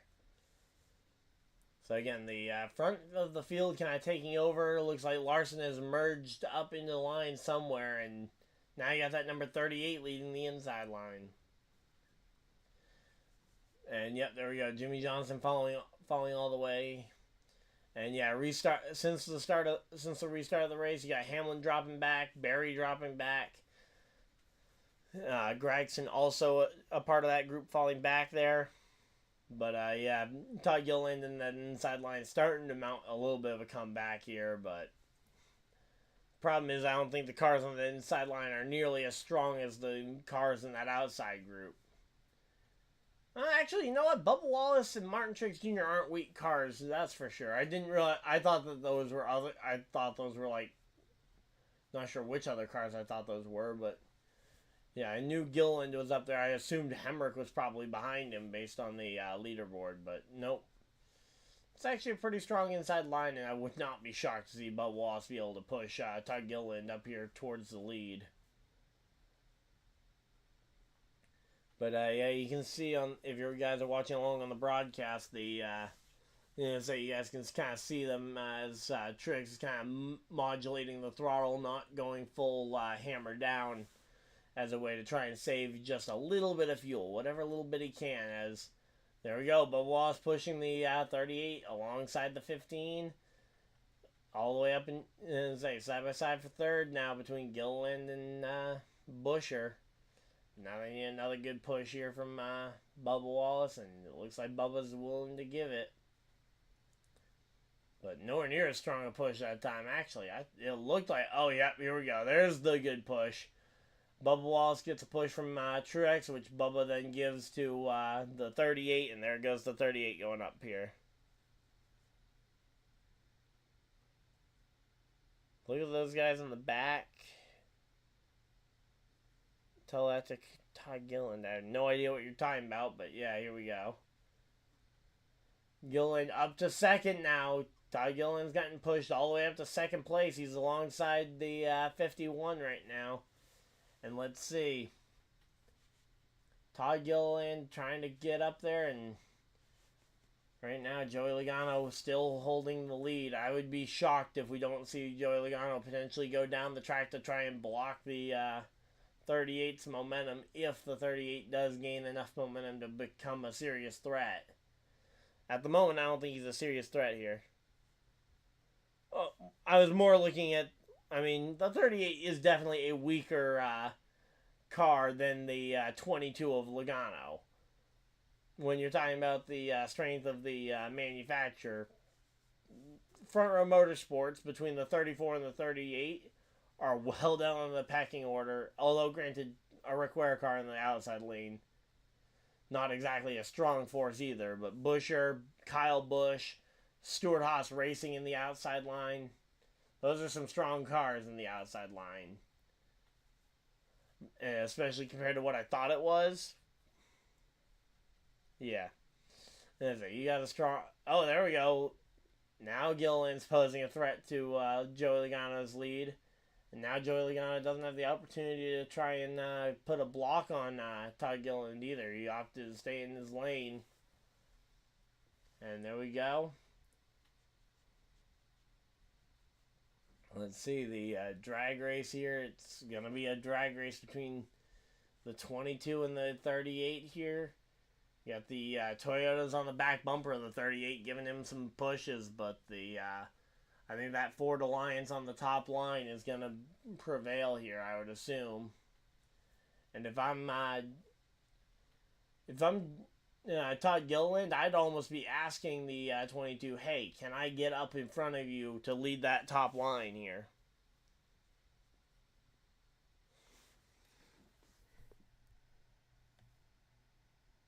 Yeah, I was gonna say, a lot of the teams that are underfunded don't have the capacity to hire a lot of full-time employees. I mean, I think Beard Motorsports, the 62 car, I think they employ like, what is it? They employ like 6 people full-time?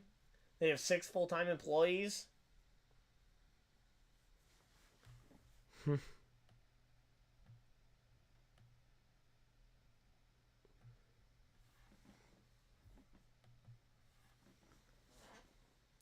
Yeah.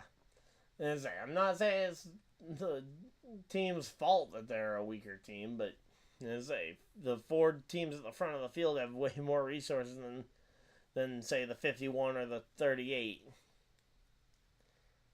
And especially when you look at 3 Fords working together versus the 2 Toyotas, which, if given the chance, I think would try and ditch Todd Gilliland if given the chance here. Yes, Patrick, I get it. Every team has a chance to win Daytona, but there are teams that have a better chance to win just because their cars are stronger. But, yeah. I'm not saying that they can't win.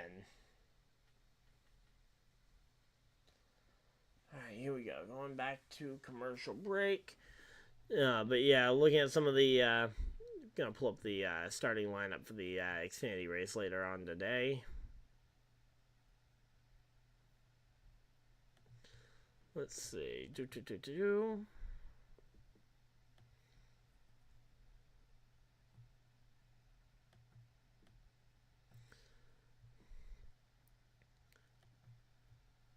So yeah, so Xfinity Series qualifying, which happened yesterday. If you guys missed it, we did stream that, but I'm pulling up the qualifying results right now for the starting lineup here. And it's opting not to load, so it's gonna be a minute, but yeah. There were some big surprises there, including Jesse Love on the pole position. And some not so surprises like Austin Hill getting up into the top 5 and even onto the front row here.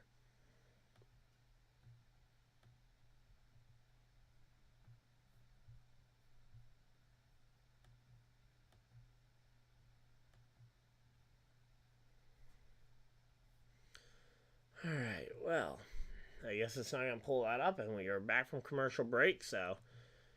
Alright, here we go. Yeah, so the 23 pulled up in behind the 51. There we go. Yeah, so again, as I said, as soon as those Toyotas got a chance, it looked like they were going to ditch the 38, and it looks like I was right on that, because the 23 has already ditched him. Now he's got Martin Truex Jr. here on the bottom line, and Joey Logano has that lead. As we're already almost halfway through the Daytona 500, and it's actually been a pretty quick Daytona 500, honestly, at this pace. Now, highlighting Justin Haley's win from 5 years ago in the summer Daytona race right here at the Speedway. which was a bit of a fluke, or was a major fluke win, as it was a lightning strike at just the right time, because the leaders had just pit thinking that we were going to be going back racing. So they had pit to make sure they would have enough fuel to avoid losing points. And Haley stayed out at the right time. But here we go. Truex into the back bumper of Todd Gilliland. He's going to try and push him. And let's see. Logano, Haley, Bubba Wallace, and Todd Gilliland holding on to these top spots here. And let's see.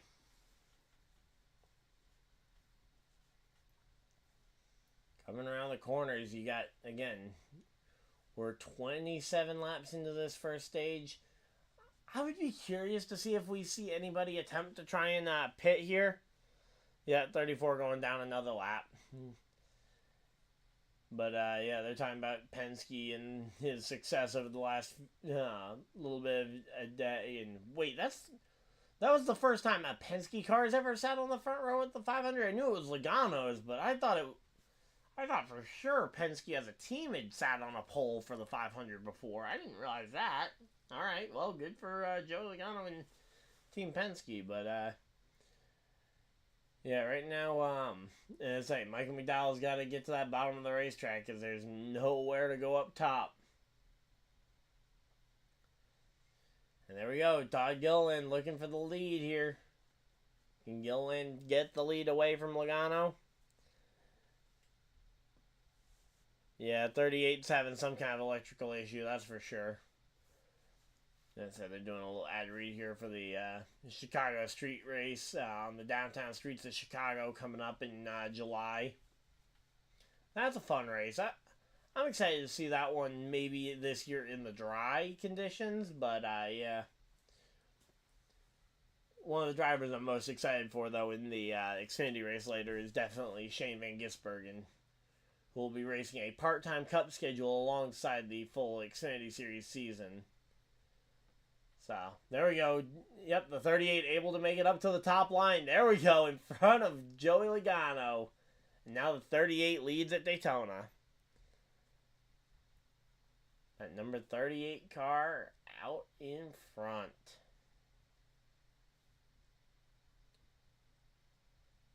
And I say, now Martin Truex Jr. on the bottom line might want to try and get his teammate down into that line too with the 23 car.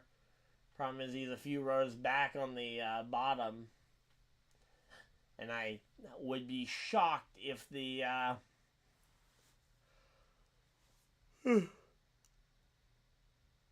I'd be shocked if the 2 and the 6 were willing to back up for the to let the 23 down into their line. So as of right now, though, Gilliland taking the lead, and Martin Truex Jr. kind of boxing in Logano, so Logano doesn't have as many options here until a potential third lane forms, which it looks like we're probably going to get pit stops before we get a third lane forming. Now, if I'm the Toyotas, again, you should start thinking about the pit stop. But no, they're going to start thinking about the lead of the race as Martin Truex Jr. alongside Todd Gilliland for the race lead. And there we go. Martin Truex Jr. trying to side draft off of Gilliland and then driving down to the bottom to avoid getting side drafted. That bottom line, though, being really weak here today so far. Let's see. Joey Logano up in, he's third now. But Monday Martin has definitely come to play here. Martin Truex Jr. and Joey Logano are currently tied for active drivers in terms of wins on Mondays at 3. Martin Truex Jr. getting 2 of those 3 in the last 2 years. So he won New Hampshire last year on a Monday. Trying to remember what his other race wins on a Monday were. I think it was Dover as well last year on a Monday. So, a lot of Monday wins for Martin. And here we go. We've had 18 lead changes amongst 13 different leaders, and we are closing in on halfway. The leader at halfway very rarely wins the Daytona 500. think the last time that the leader at halfway actually did end up winning the race was, what was it? Was it the, trying to figure out, I think it was the,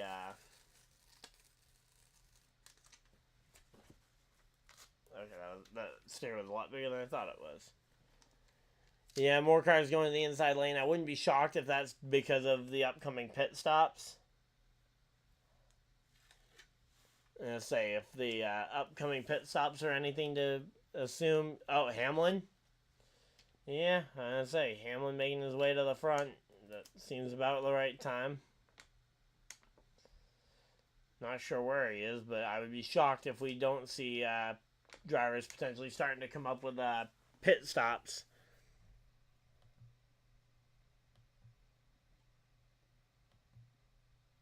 I'm going to go ahead and hide away that. But, yeah, Denny Hamlin making his way towards the front of the field. Got a lot of the Toyotas near there.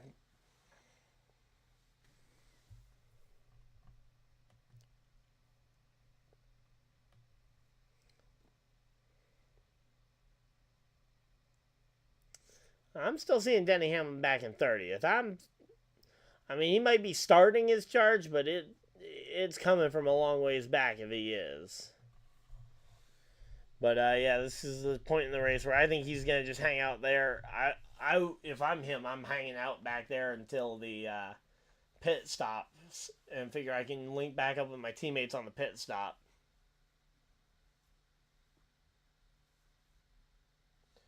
There we go, Kevin Harvick and his happy hour podcast. But, yeah. Let's see, looking back in the field. We got Truex out and there to the 38 and still commanding the lead of the field. Let's see, trying to see if I can see Hamlin further back on that inside line. I'm just not seeing him. But here we go. Let's see. Do they maybe make a third line here? Try and make something happen? The sun is starting to set here at Daytona, so sunset in Daytona. It's going to start to change the track. As the colder that track gets, the more slippery it might be. Or the more grip, I mean, it will be. The less slippery. Here we go. Gilliland coming off turn 4. They've completed. And here we go. Gilliland is going to lead to the halfway point in the 500. Todd Gilliland leads the halfway point. 30 laps to go in stage 2. So, here we go. Todd Gilliland leads at stage at the end, or at the midway point here. So then you got the inside line that's going to be rushing. I would imagine that the cars moving to the inside line might be thinking pit stops here. I'd be shocked if we don't see anybody trying to make the pit stop around the midway point, considering that's the strategy that's worked before for the Fords. So I don't see why you change that up if you're the Fords.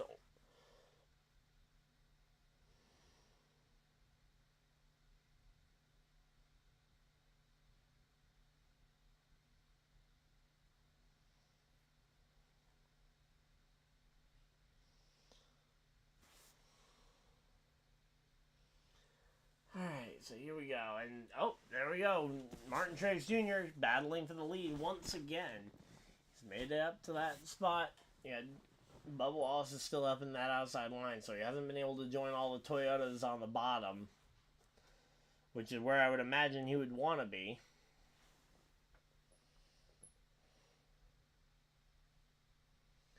But, let's see.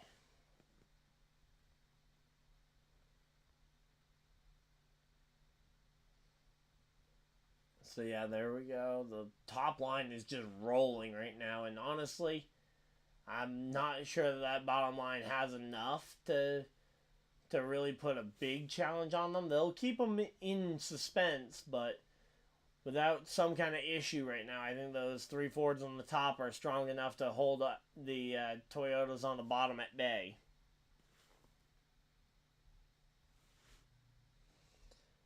So here we go.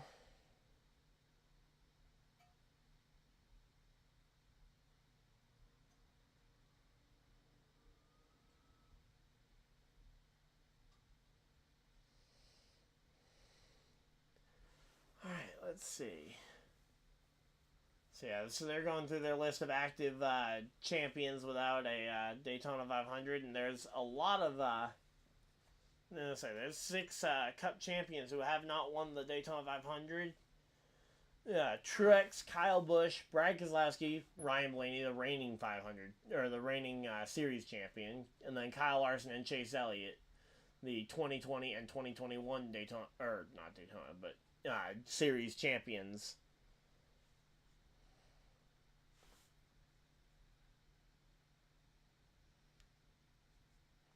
Just going to log in and double check, make sure that I've got the optimal lineup in my thing. I'm assuming I do, because I can't imagine there's anybody I'd want to take out in favor of McDowell, but potentially I could save a use on somebody. The biggest question mark right now is going to be Denny Hamlin at the back of the field, whether or not I want to put him in my garage to save a use, or if I want to keep him in there, assuming that he'll make his way back to the front. But here we go, the battle for the lead. Martin Truex Jr. pokes his nose out ahead. And you got Martin Truex Jr. versus Todd Gilliland still fighting it out back and forth for the lead. And it's like Gilliland gets the lead back as they go to commercial break. So, commercial break is here. We got ourselves another commercial. Now would be a good time, by the way, guys. Remember, at the end of stage number 2, the garage locks, and you will no longer be able to move people in and out of your lineup. So make sure if you got somebody you need to move in or out, that you go ahead and make that move now.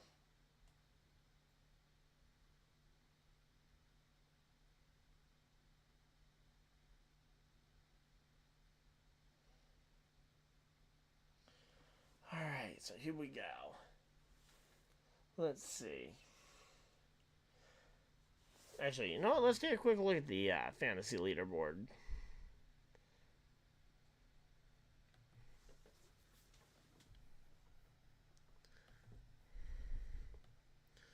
Alright, well, I'm up to 11th place. Mike 14 is actually taking over the lead of the overall event. Then you got my dad taking over 2nd. You got Dave taking over 3rd. 4th is GL Racing. And 5th, running out of the top 5, is Daryl Clark at 150 points. I'm only at 123. So, definitely got some a way to go before I get up into the top 5. I'm hoping I can make my way up there, but yeah, right now we got 17 people actively playing, it looks like.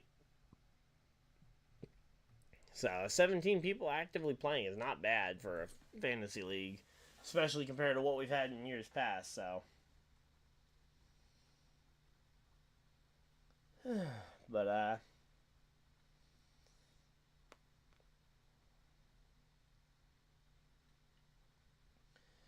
let's say right now at commercial break, Bubba Wallace actually up into the 2nd spot. Okay, something must have happened. Was there a pit stop sequence that I missed? I see the leaderboard has changed significantly in the last 2 minutes, but and during pit stop windows is like the worst time to be adjusting your lineup, because it's hard to tell who's actually having a rough day at that point.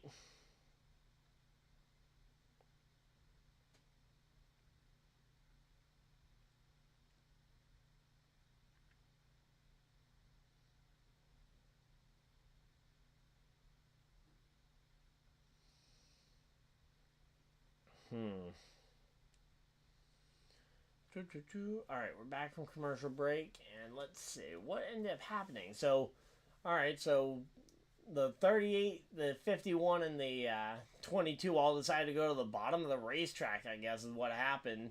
And then they clogged up the bottom there, and oh, there we go, Bubba Wallace down to the bottom of the racetrack. And they've all gone about 40, 42 laps. I've got to imagine that these guys moving to the bottom of the racetrack is to try and put themselves in position for pit stops. And let's see, coming off of... Oh, and there we go. Kyle Busch back to the lead. There he is. Kyle Busch to the lead. And do we see anybody peeling off for pit stops? Looks like that is a no. No pit stops this time around.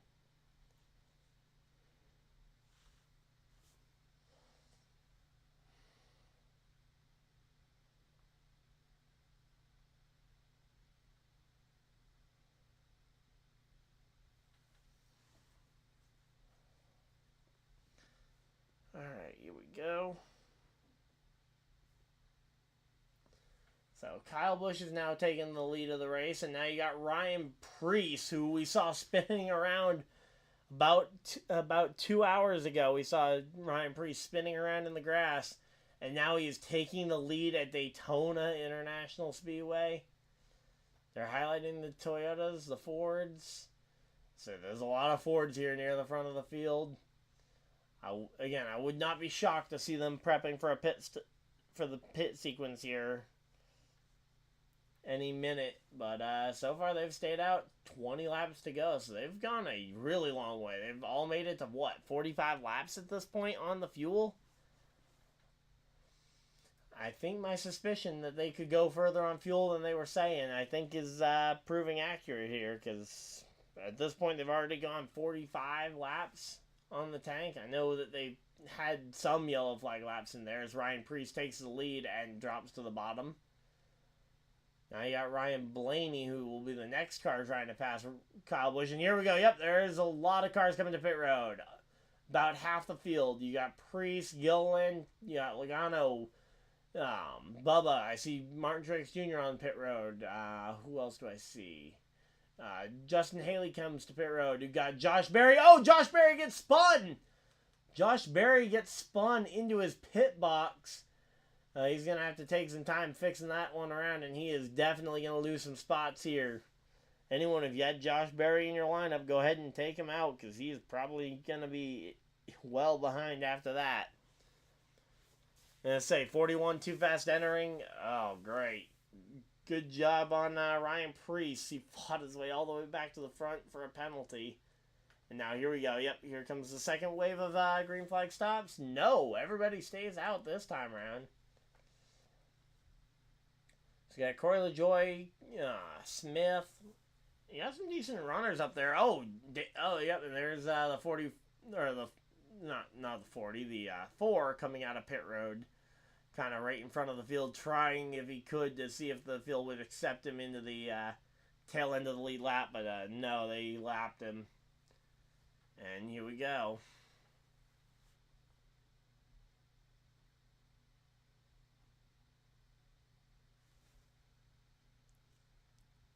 Alright, here we go. And now we got... Yep, here we go. There's at least one car pulling out of line to go to pit road, and is it really just Alfredo? Alfredo, hop back in line if you're the only person coming to pit road. Unless you're sputtering on fuel, and there's the 41 finishing up his service for his pit stop. Or not finishing up the service, but finishing up the penalty where he has to go back down pit road for a pass-through penalty there. Oh yeah, I don't want to forget about setting my lineup, or fixing my lineup for the other league I'm in.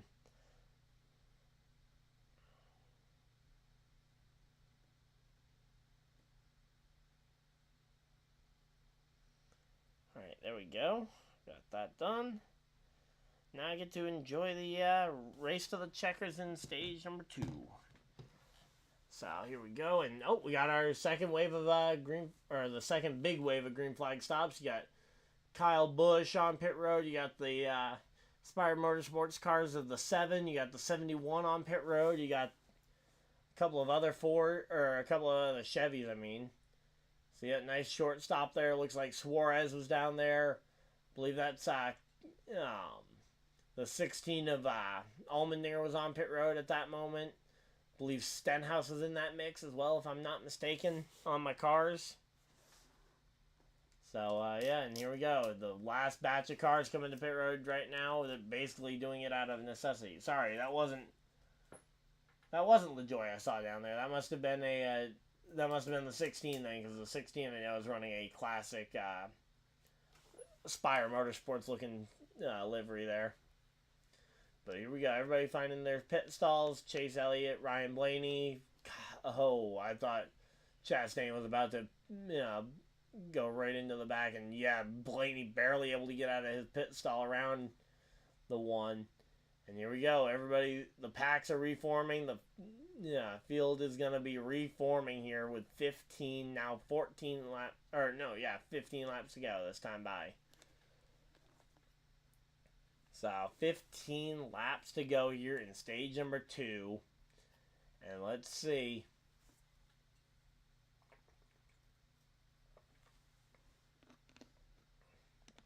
Looks like Kyle Busch and Daniel Suarez have kind of taken over the front of the pack that was already on the track. But then you got the leaders who just merged out on the racetrack trying to fight for it. Oh, Cindric putting a really bad block on Kyle Busch. Almost wrecks him. Now Kyle Busch down to the bottom of the track to respond to Byron trying to make a similar block there. And now Kyle Busch is making his way through the field. He's doing everything he could to try and make it up here. Kyle Busch is up to 5th place. He's got 4 cars in front of him if he wants a stage win here. Get that playoff point for the playoffs, which he will almost certainly be a part of. But right now he just needs he needs a little bit of help here. He needs a push, something. Austin Dillon with a nice move. I know Busch has been making a lot of nice moves. I have not seen Austin Dillon in a while, aside from I think I saw him on pit road during one of those. But I have not seen anything from Austin Dillon. But here we go. You got the 12 car jumping up in front of Kyle Busch here. If Kyle can push the 12 potentially, that would probably give him the best shot to try and win this thing. But right now, yeah, they're replaying. Okay, so it was the 42 it was the 42 of John Hunter Nemechek who was trying to pit, but then realized his pit box was further down than he thought it was, which caused him to spin out Josh Berry. So, contact on pit road there. Austin Dillon blocked the whole pack for Kyle? Okay. I didn't see that block, but okay. But, yeah, they're now under commercial break, so I can't see the track here, but, yeah, they've been battling it out here.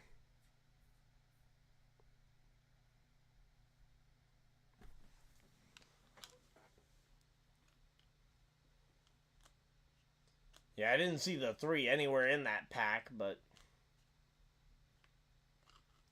we got 10 laps to go in the stage, and we're at a commercial break. Hopefully this is the last commercial of stage 1, but yeah.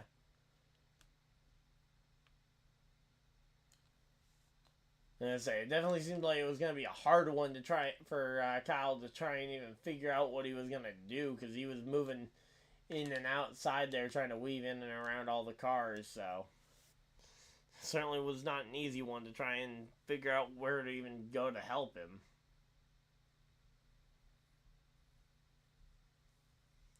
But, yeah, here we go.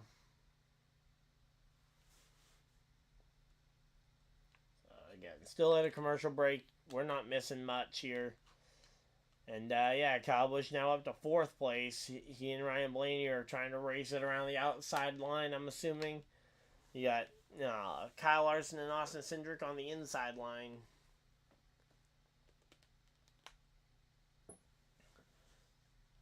They're talking about, are they really talking and advertising Blaney as the start of a dynasty? I mean, I know he won his first championship and he's a rising star, but I would not call him the start of a dynasty. You need to win 2 or 3 championships before I can really call you, or you need to win double-digit races before I can call anyone a dynasty in NASCAR. I think you need to win 10 to 15 races in the span of about a season or 2. Well, yeah, if you win 15 races in one season, you're a dynasty automatically, but ideally, I would like to see you win more, at least 2 championships in that before you go and get claimed a champion like that. But there we go. So Ryan Blaney made the move down to the inside line to be behind his teammate there. Looks like Kyle Larson got shuffled way out of line here. Now you got Byron and Kyle Busch on the outside. You got, even AJ Allmendinger's up there in the mix. Let's go. This entire top line. I mean, hey, if the entire bottom line could just vaporize like we've seen before. I mean, I know it's unlikely because right now we're fighting it out for points. Again, you got 9 laps to go if anyone is playing the NASCAR fantasy game to go ahead and make your last few adjustments here for the pit before the end of the second stage here. And let's see. Kyle Busch versus Cindric at the front of the field, the 2 and the 8.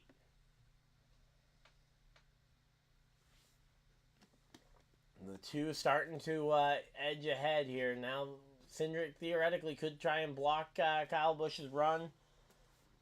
I think the problem there would be if you end up pulling him right past your teammate and he's then able to move down in front of your teammate and start blocking both lanes behind you.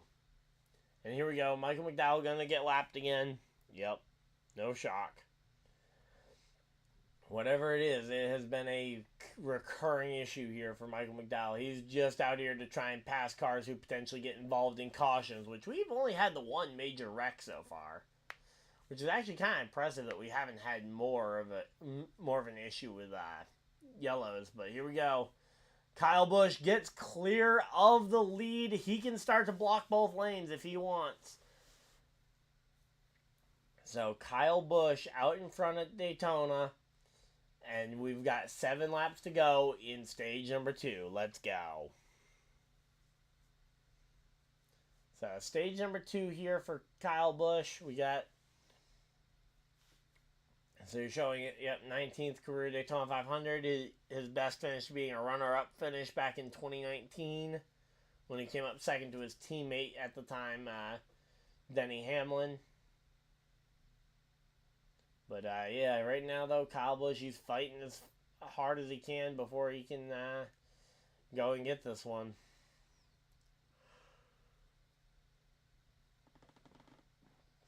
But, Cindric and Blaney, though, those 2 teammates on the inside line definitely seem more comfortable to be able to push each other, although, oh, wow, Cindric just got loose on the bottom there, as I said it.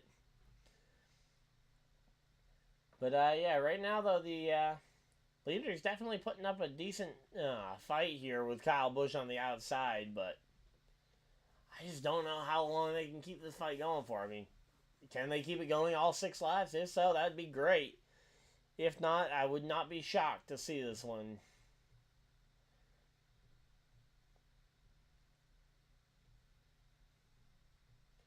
So here we go. Coming down they got 5 laps to go. 5 more times around the big Daytona International Speedway, and they are grid locked at the front of the field. I think the good thing for Kyle Busch is that the people pushing him have nowhere else to go. Meanwhile, the guys behind Blaney could potentially bail on them and make this a lot harder here. Justin Haley's out of the running. What happened to Haley? Did he have a pit stop issue or something? Because, no idea what would have caused him to be out the running at this point. I haven't seen him involved in anything. But here we go. The 2 car has gotten out in front, and now the 2 car can start to block both lanes. The 12 car almost got clear and was able to block both lanes as well, but the 12 gets blocked in by the 8, and here we go. Yep, there's that 3rd line starting to develop. Oh, and yep, there.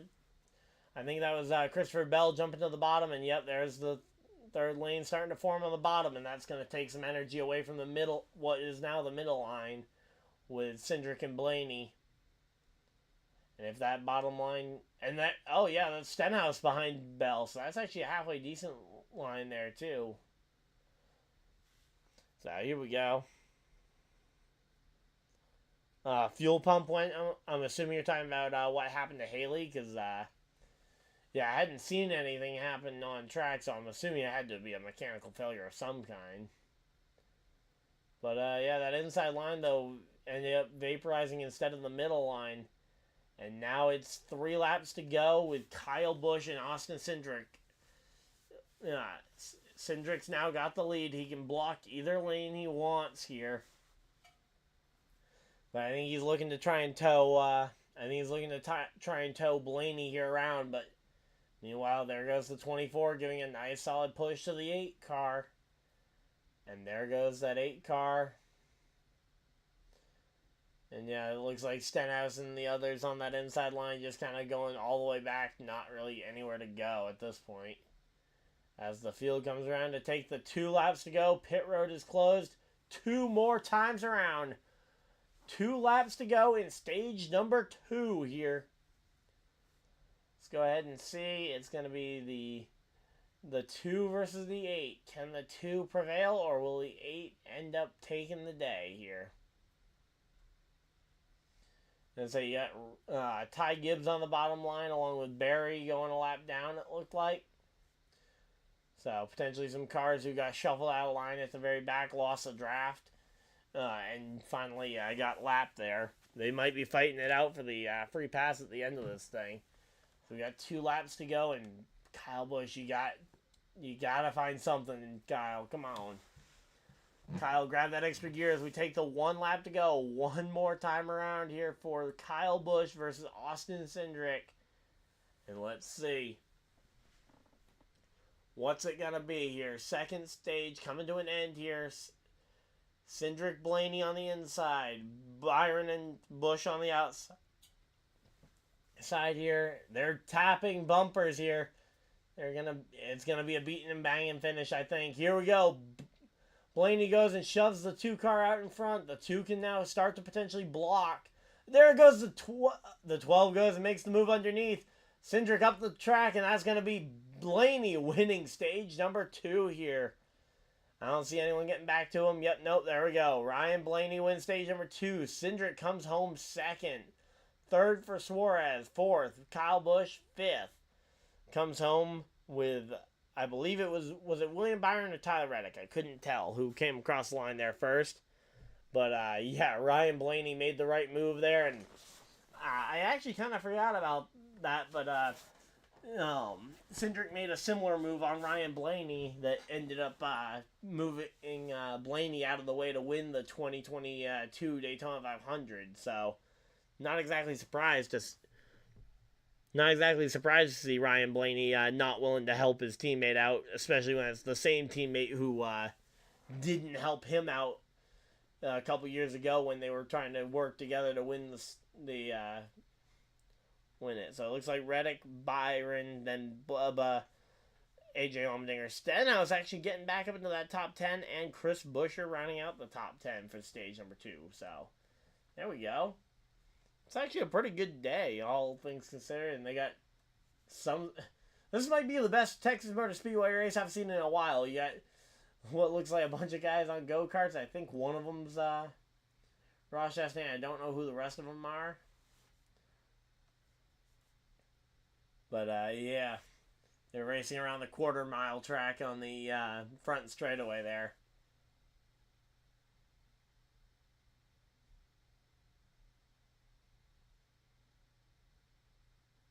Actually, I have no idea who these guys are. The more I look at them, the more I'm not thinking that one of these is Ross Chastain, although, because I don't recognize any of the others as drivers, so I don't think that this would be a bunch of drivers.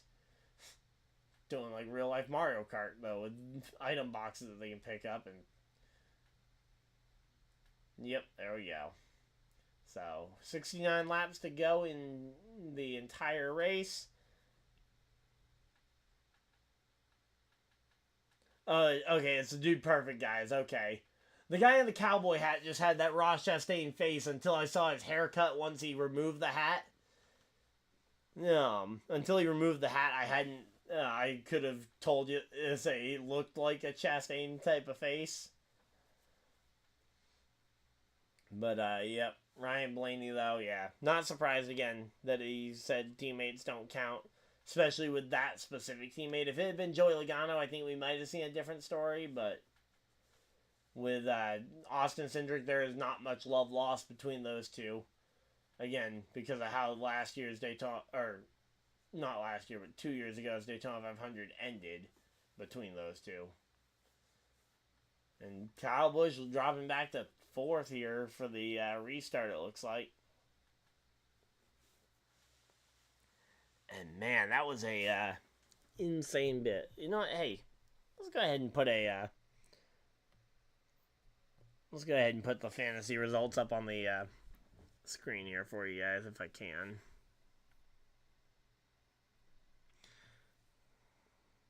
Window capture. All right.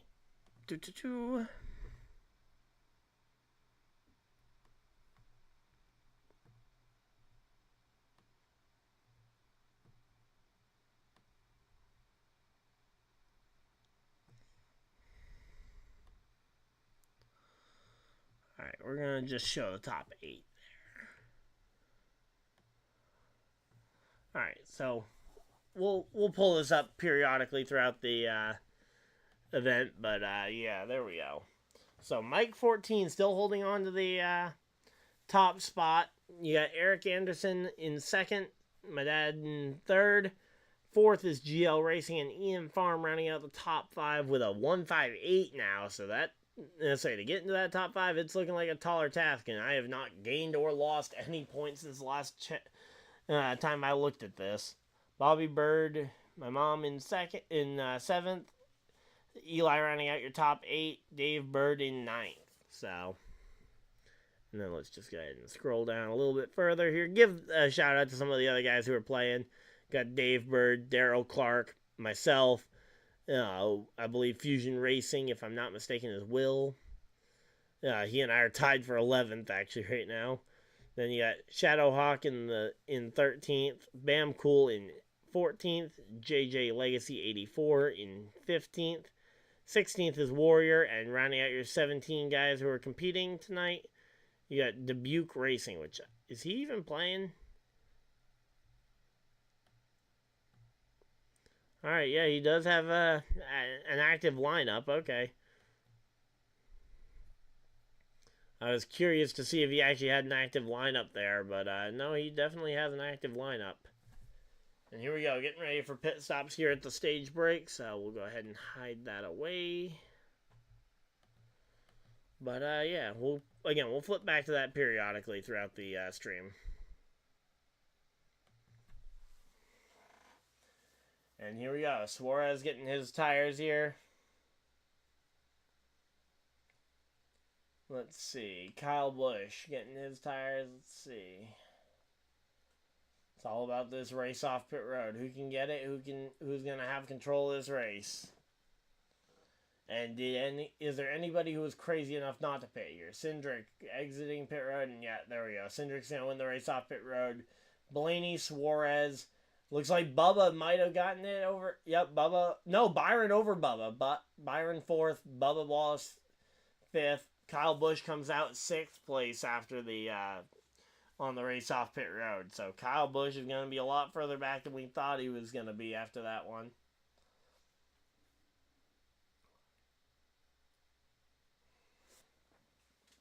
So there we go.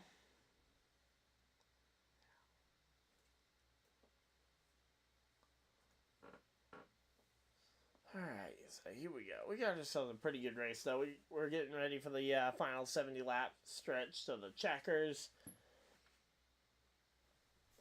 And honestly, at this point, I think it's pretty hard to guess who's going to win this thing. But that's exactly what we're going to do. We're going to go ahead and throw in some names here.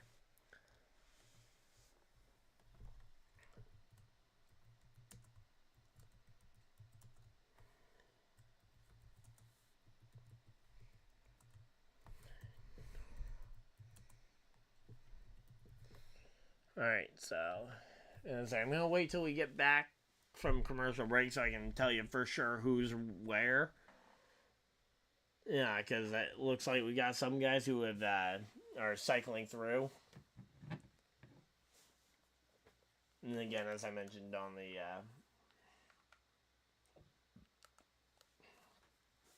some of these guys will end up rotating further back. We know Cindric won the race off pit road, but I don't know where anybody else behind him cycled in. And if Reagan did get to pit road before the end of stage 2, he potentially could be the race leader, technically, assuming that he maintained the lead lap. I know one name I'm putting on the list, that's for sure.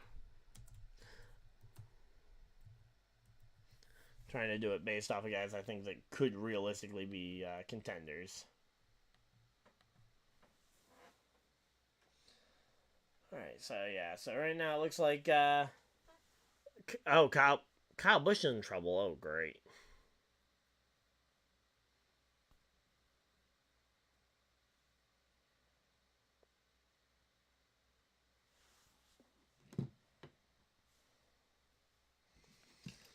Alright, let's see. Oh, yeah, Kyle Busch has a tire down, yep. So, Kyle Busch with a tire flat here on the racetrack. He's going to have to try and scrape back around to the pits. But, yeah, he is definitely not in a good position there. You don't want to see a flat tire at this point. Let's see what happened. Because they just changed the tires, right? Oh, they just didn't get the tire tight, it looks like, is the problem.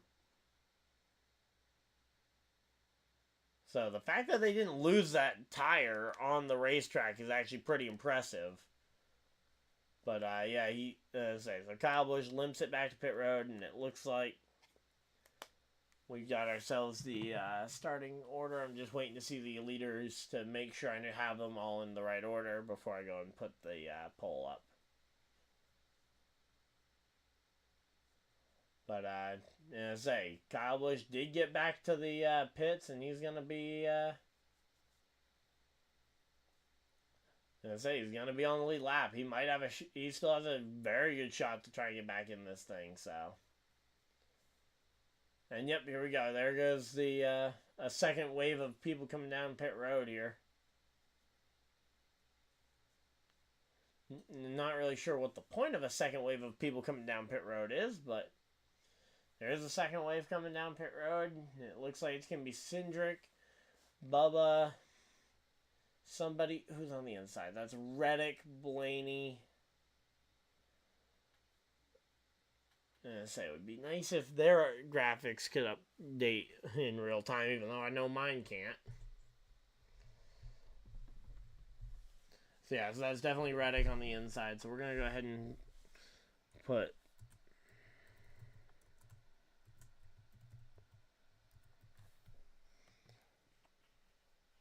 we'll put Bubba Wallace's name up here, and then I'm going to wait and see. Okay, there we go. Now I can see a better look at them. Let's go ahead and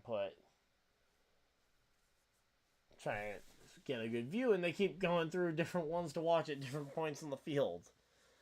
Like, keep the camera on one person so I can go ahead and see it. But, here we go. Let's see.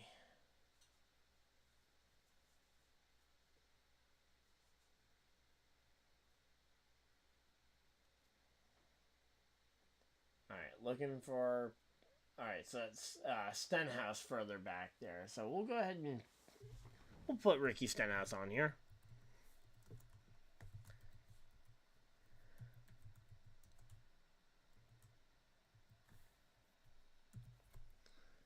Alright, so we see Stenhouse, and then want to try and throw... oh, wait, actually that's 3 options. So let's go ahead and put in other, and there we go.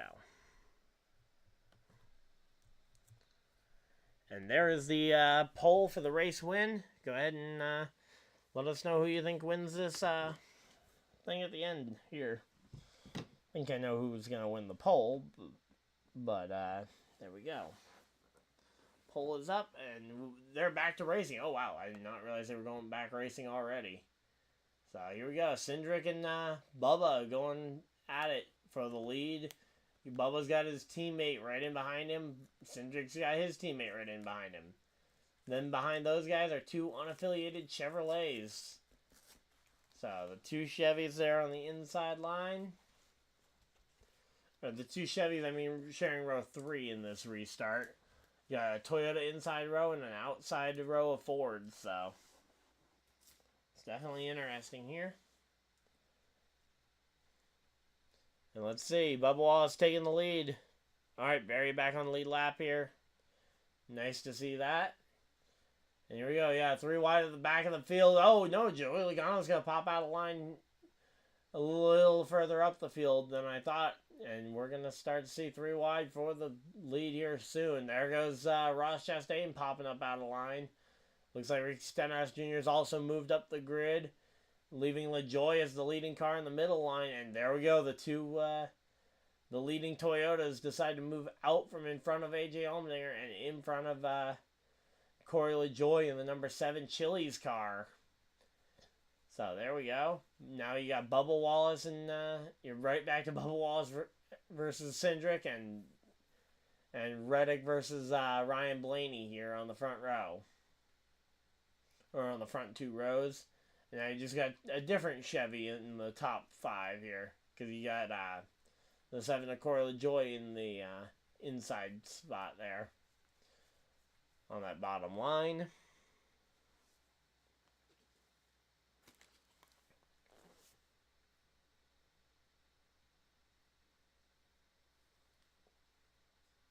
So yeah, this is the middle line seems to actually have taken over as the dominant lane, and then that bottom line is just kind of vaporized here.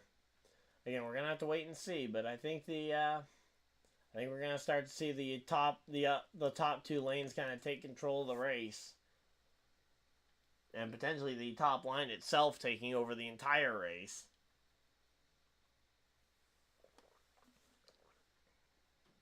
Again, right now, they're keeping it pretty close between Bubba, Cindric, Blaney, and Reddick. But that battle behind them is anything but calm.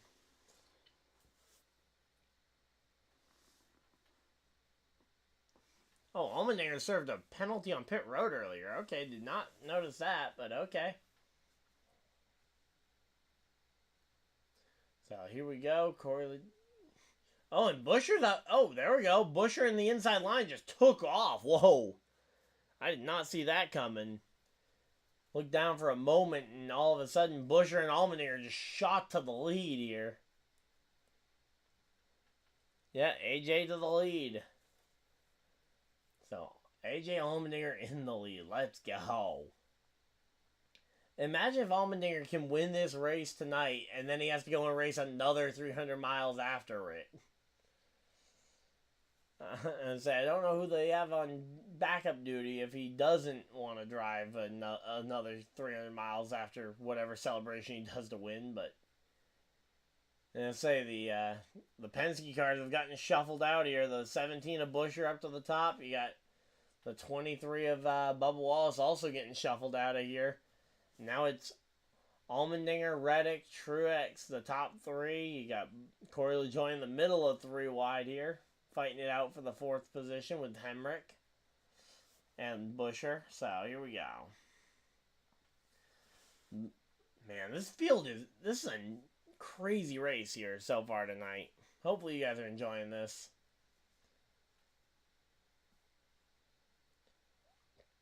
Michael McDowell going down another lap there as he gets passed on the apron. And here we go. Martin Truex Jr., Monday Martin, looking for his first Daytona 500 win. Meanwhile, you've got AJ Allmendinger out in front.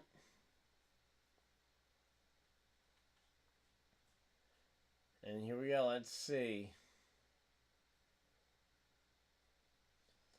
What can Allmendinger do here with the lead? Can he hold off Martin Truex Jr.? Can he hold off LaJoie and Hemrick from behind?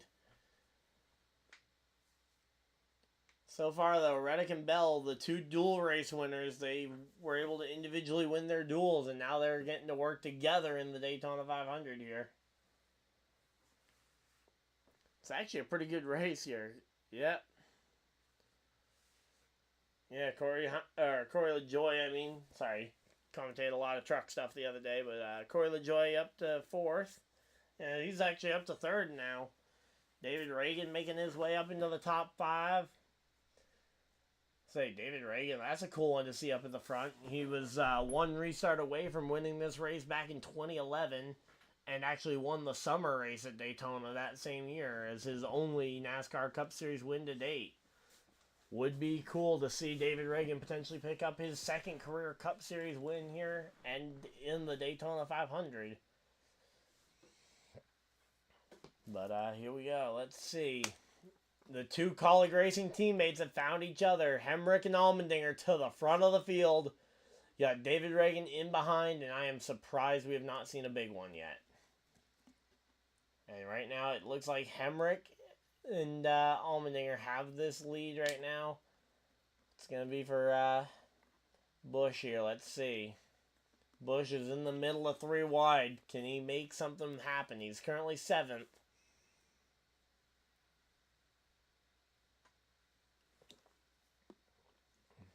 And so he's 7th, and he's the first car in the middle line, which is usually the weakest lane to possibly be in on one of these drafting style tracks here.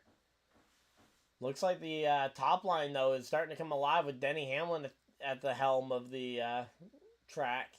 Got Corey LaJoie on the top there. Oh, Denny to the middle. Denny opts to go and help former teammate Kyle Busch more than he wants to help the Chevy of Corey LaJoie, I guess. But here we go. Corey LaJoie now around the outside. Can Corey take the lead here?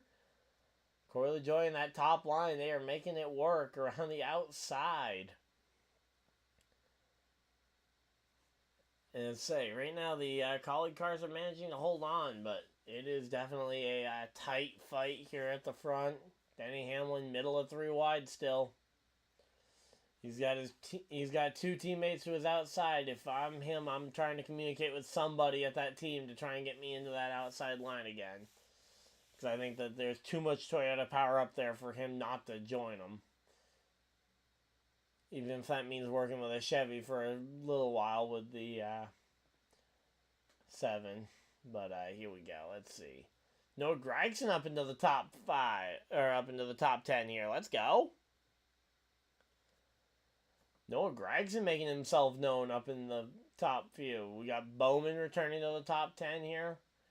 And yep, they're highlighting now the big one, which we've seen multiple times before. The 34 being involved previously. Last year it involved the 21 car flipping up inside.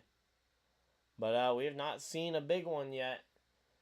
The closest thing we've seen was that wreck on lap 4, but even that I wouldn't say has been would have been a big one. So yeah, is it possible we see a Daytona 500 that doesn't involve a big one?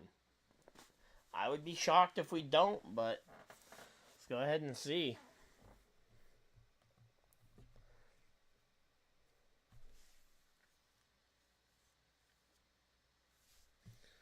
Let's go ahead and see what we got going on. They got a Chevrolet ad going, so.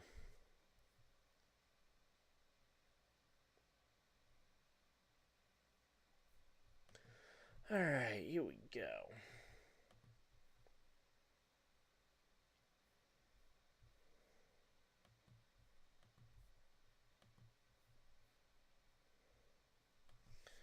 Alright, we're working our way through this. Again, they got a Chevy ad going on right now, so we can't see the track, so you're not missing anything that I can really tell you about. Corey LaJoie up near the front of the field. Let's go. So Corey LaJoie and Denny Hamlin fighting it out, trying to see if either of them can steal the lead away from AJ Allmendinger. Kyle Busch to the lead. Kyle Busch to the lead by a mere millisecond there. So Kyle Busch takes the race lead. Let's go. So it's Kyle Busch. It was Busch, LaJoie, and Allmendinger at the line that last time by. Then we got Bowman's in the mix. Hemrick starting to drift a little further back. Larson's showing up at the very end. David Reagan starting to drift a bit further back as well. And then you got Martin Truex Jr. rounding out your top 10. Alright, not bad, not bad.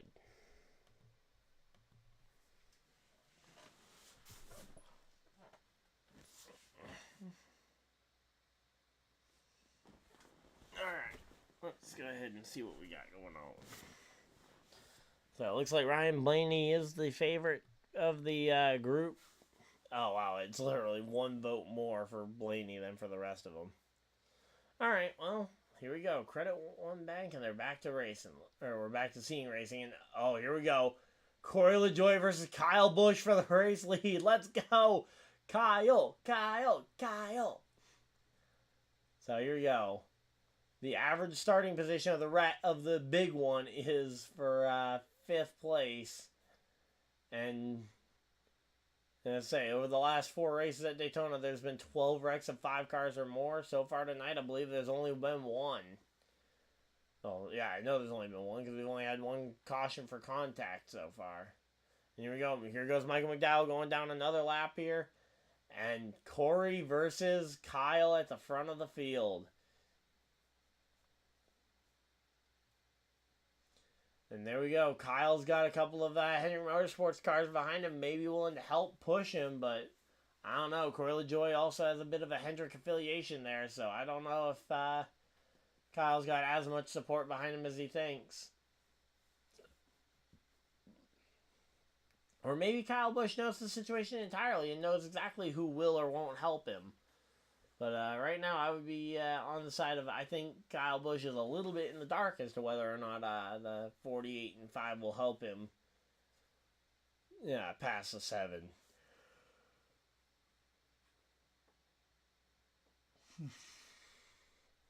And I say, in fact, I wouldn't be shocked if we see the 7 car move down in front of Kyle Busch here if we see a run of momentum coming. No, actually, it's going to be the 11 car moving down to the bottom. The 11 car moves down to the bottom to leapfrog in front of Corey LaJoie, and there we go. He moves back up in front, and Corey LaJoie is now back to 2nd place in the outside line. So, biggest mover since the restart. It's been Hamlin up 23 spots, Kyle Busch and Kyle Larson both up 15 spots. Then you got Elliott and Gilliland, who are both up 13 spots from the restart. So, there we go, and now Kyle Busch gets to battle with Corey LaJoie yet again, but this time it's for 2nd, not for the lead. And man, Denny Hamlin always has kind of just a knack of ending up at the end of these things. And as I say, this one has been surprisingly clean, so maybe we finally have shifted away from the big one style wreckage. And we totally aren't about to have like 12 big crashes that cause overtime.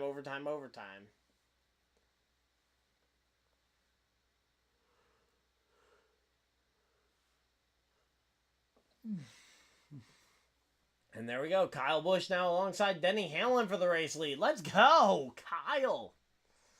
Kyle Busch taking over the race lead here. Or not quite able to take over it. Denny Hamlin still inching out ahead.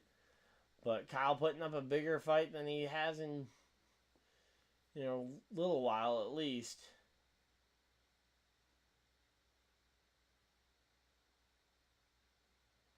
Alright, here we go. Let's see. Again, like right now, they're just gridlocked right now in a 2x2 battle. I don't think the guys behind Busch want to leave him out to dry, and I don't think LaJoie or Bell could leave Hamlin out to dry if they wanted to because of the outside fence there. Which is the good thing behind having your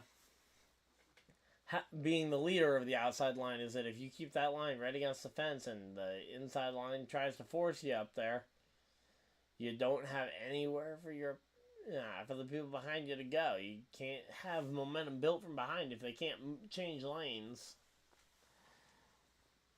Alright, here we go. So Kyle Busch, he is inched out ahead here. Now he gets another push from Bowman.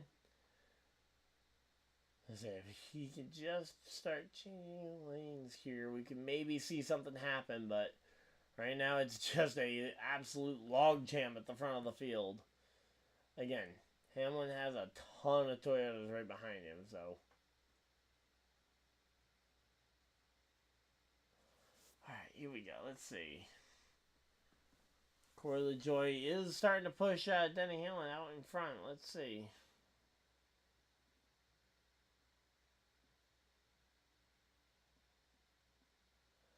Alright, here we go. Let's see.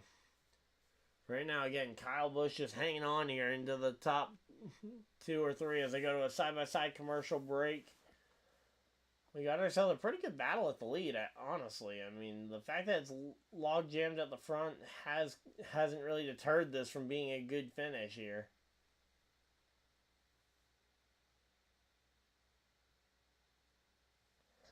Alright, here we go. So 44 laps to go in the Daytona 500. Theoretically, they could start pitting any moment now and make it to the end of the race.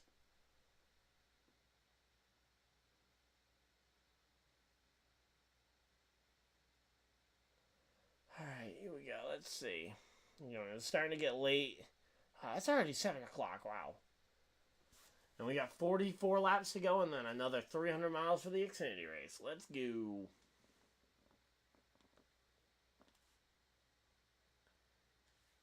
So, Kyle Busch still fighting it out for that lead spot here. And Hamlin's not wanting to give it up here. Let's go ahead and see what we got. Stenhouse is all the way back into 19th right now. Wow. I didn't realize he was that far back. And there we go. Kyle Busch takes over the race lead. Let's go. Kyle Busch to the lead. Nope. And Hamlin takes it back. Dang. But, yeah, right now, though, it's a battle between, alright,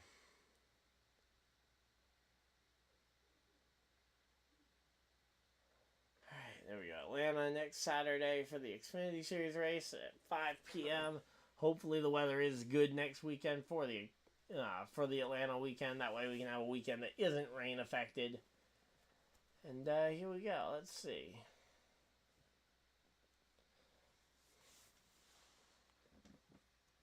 Let's see what my friends are saying. I see some activity going on in the chat here.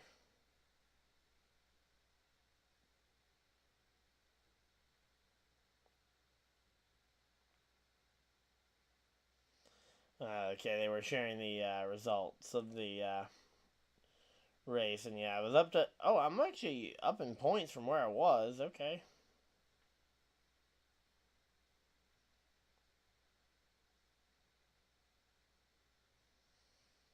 Alright, there we go. So I just wanted to take a look at that. And oh, wow. As soon as I look down, Kyle Busch starts falling way further back here. He's got a push now from... Oh. Why do we have to be getting a push from him? Yep, pole sitter inside the top 5, and that's Joey Logano, who's now pushing Kyle Busch, and I don't trust him one bit to be pushing my driver. Joey, do not wreck Kyle Busch, or we will come for you.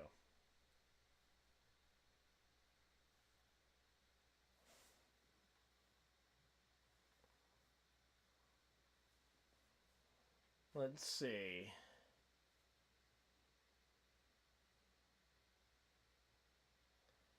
So yeah, Denny Hamlin's he's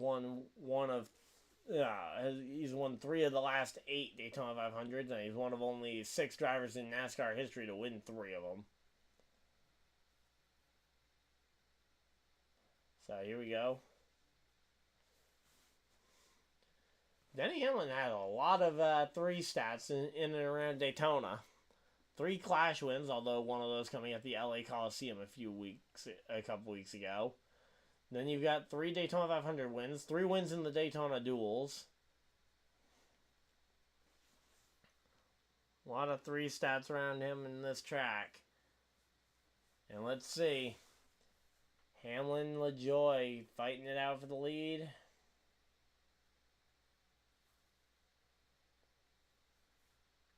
And I say fighting it out for the lead. They're pushing on each other's bumpers. What am I thinking? Although, honestly, if I'm LaJoie, I might even consider poking out a line at this point. Although the problem is you would end up uniting all the Toyota drivers to line up. And oh, there we go. Oh, Kyle Busch just tagged the fence. Kyle Busch just moved up into the outside line, and I think he just tagged the fence. So Kyle Busch just went and hit the... Yeah, I was gonna say Kyle Busch just went and smacked the fence there, and that's going to allow Joey Logano to go right on by and pass him.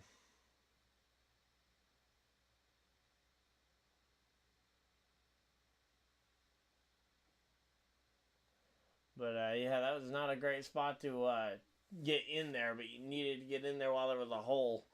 And I think he knew the hole was filling up quick, so... Yeah, that third line is starting to form itself in the middle. The problem there is that when you have a third line forming in the middle, it makes it really tough there. There we go. Now that the bottom line is starting to move to the middle line, you'll either see the middle line become just the lowest line possible because they will form two lines, or you'll see the bottom line basically evaporate.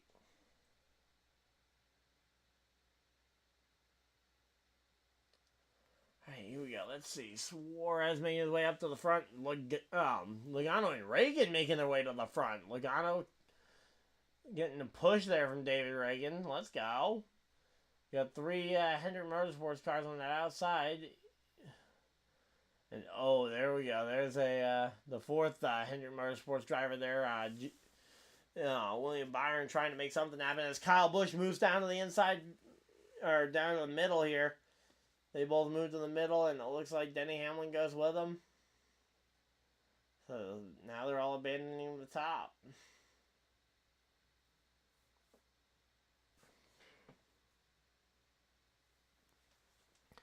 Alright, here we go. So yeah, this battle near the front of the field is going crazy here. We got 36 laps to go.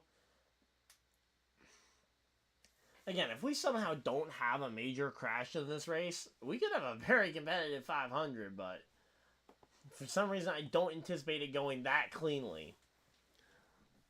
Let me just take a quick peek at where I am in points. Wow, I'm up to 5th place in the fantasy league. Let's go. Oh, the fact that David Reagan's up there is definitely helping me out.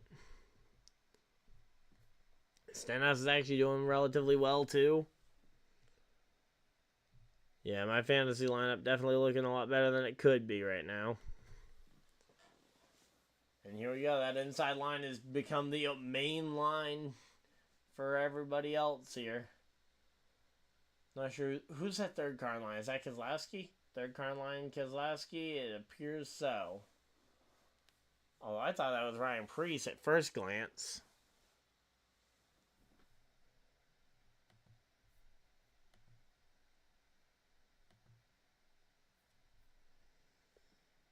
Alright, here we go. Now you got Kyle Busch battling it out with Ryan Preece, or not Ryan Preece, 15 of Herbst.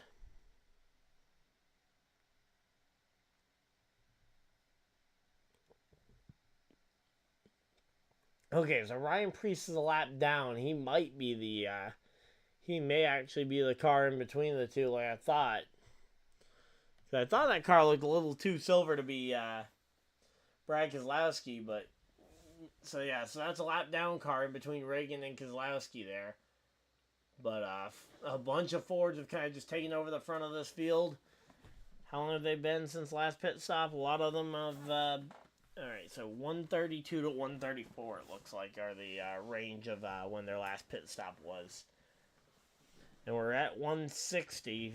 We're past 164, so it's been over 30 laps since their last pit stop.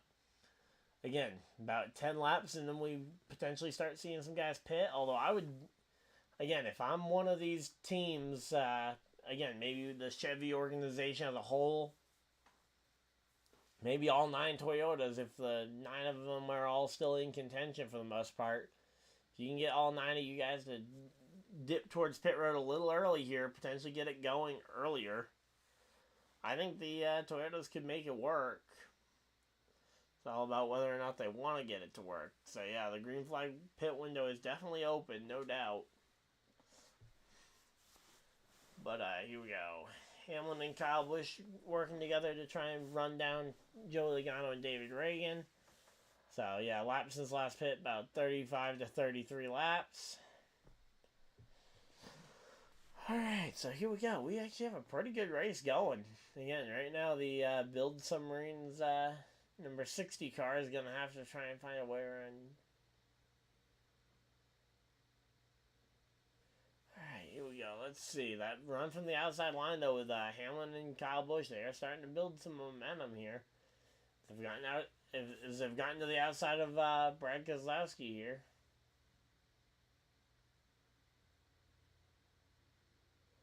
Alright, here we go. Let's see. So yeah, so that is a 41 of Priest, who's currently one lap down in the third place on the inside line here. So that is going to help Busch and Hamlin with making their pass.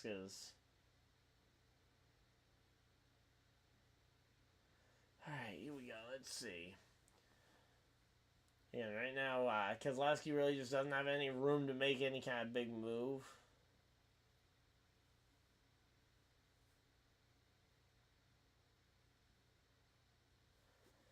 Alright, right now, I mean, there's just not much going on. They're just bumper to bumper and not able to do much because the outside line has them all kind of pinned to the inside between the WL line and the cars. Now, if Reagan gets clear and Reagan's able to maybe put a block here, that could be interesting. That could shift the dynamic here at the front. But, yeah, Joey has definitely been one of the best drivers on the track. But, man, right now it is just feeling a lot later than it is. But, here we go. We got 30 laps to go. 30 more times around here.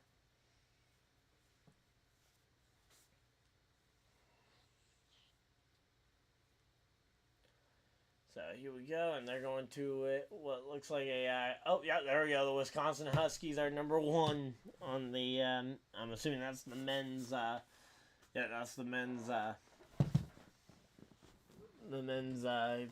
basketball bracket. So UConn up at the top, and here we go, there goes Logano up to the top to block Denny Hamlin here. Leaving the bottom open for David Reagan. And, oh, here comes... They're about to lap Michael McDowell again. And McDowell's got to figure out where he wants to go. McDowell's gone to the top of the racetrack, which is going to crowd Logano to try and get down. And there we go. Everybody makes it by. But it's very risky to try and take that top line at that point versus going to the apron.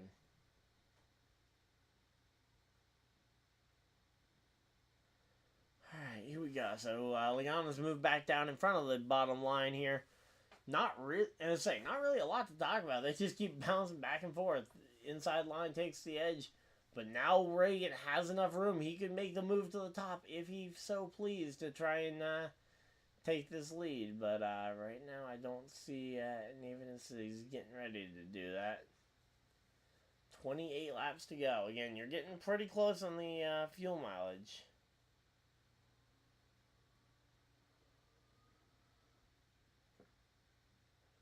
Alright, so you go to a side-by-side commercial break.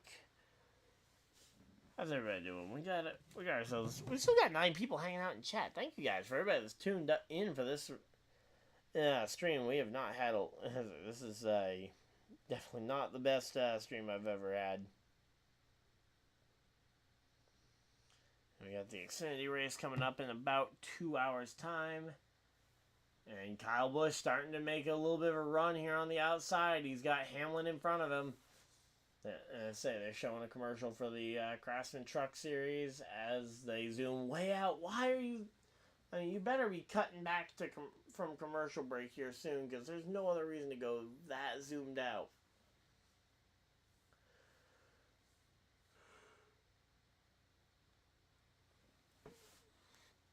So here we go. Denny Hamlin...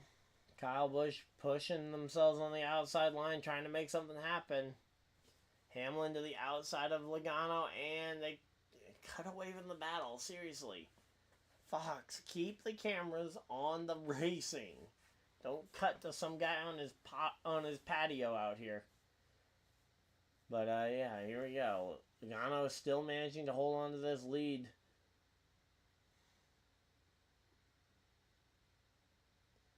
Alright, let's see. What's it gonna be here?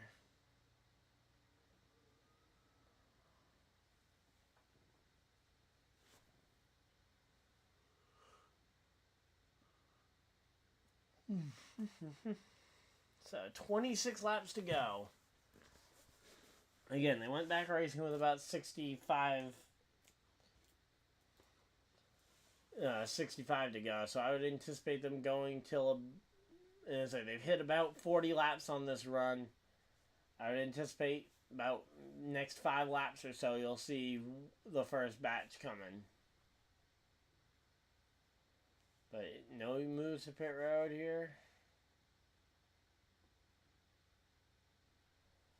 Alright, so yeah, we're just working our way through this one. Again, no major incident so far.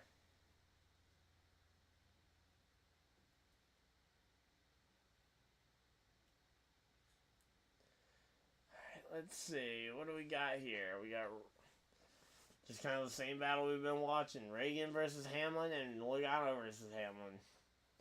I would love to see Reagan pull up in front of Hamlin and Reagan maybe lead this line here as they get ready to... They're showing the braking zones for pit road, I guess? Or is that the measuring to try and measure the end of the race to try and... with the final few hundred feet, because we're still a long ways off from needing to measure the last few hundred feet.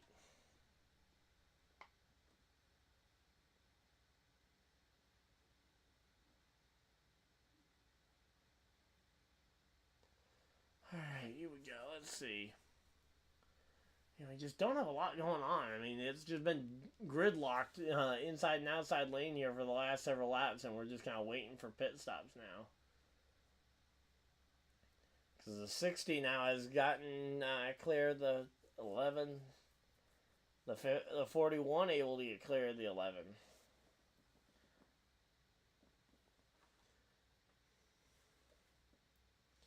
So if if they can get a caution, the 41 would get back on the lead lap here, but it would require this one. But yeah, here we go. First group coming to pit road this time by. It looks like we'll have to wait and see who all is going to be in this first group of pit stops. I would imagine it's going to be a Ford group followed by a Chevy group, but.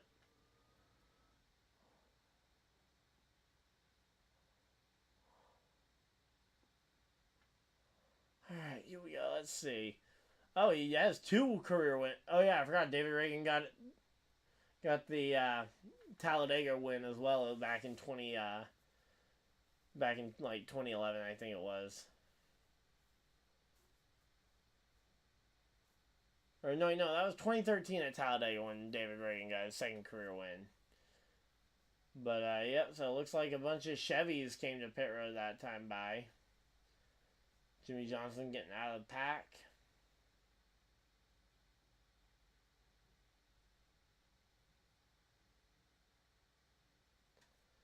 Alright, here we go. Let's see. So yeah, so now it's pretty much all Fords at the front of the field. Fords and Toyotas, so... I'm assuming that batch was pretty much entirely Chevys. And here we go. Here's the group. Here's the Toyota group coming to pit road.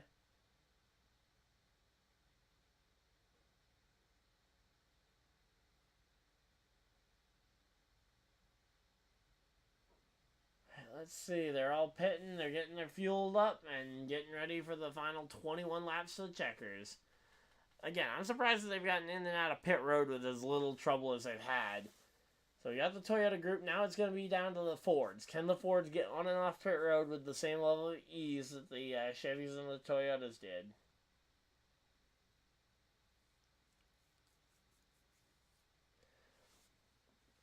Alright, here we go, let's see. And nope, there's Kyle Busch and Denny Hamlin going down to pit road along with only like one other person. Hopefully they can cycle out in the right spot, because otherwise this is going to be a really bad choice for Kyle Busch as to when to come to pit road. They got 20 laps to go here. Stenhouse back up into the top 10. If Stenhouse gets this done, that'll be very impressive, because he has not been mentioned much at all today.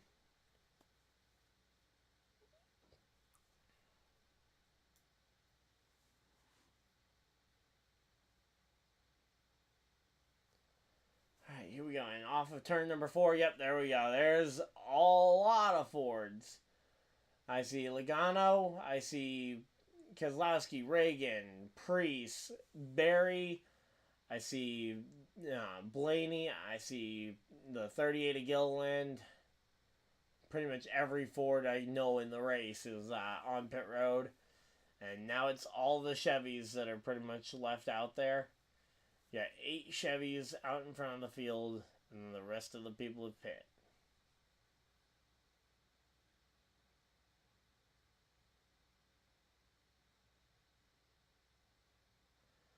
Alright, and here we go. So they're showing, here we go, the Fords reblending out onto the racetrack here, and here comes the last group to pit road. The last group, the Chevys. You got Stenhouse, you got all 4 Rick Hendrick Chevys, you got both Trackhouse cars, and you got the 62 of Anthony Alfredo all coming to pit road. All 8 of those guys. So those 8 cars coming to pit road, I don't know if those 8 are enough to get this pit stop done and get back out on track ahead of Logano, but we'll have to wait and see here.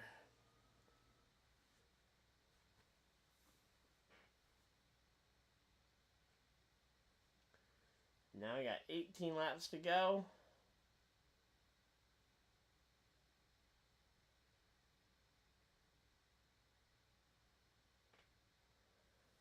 Alright, let's see. What do they have going on here?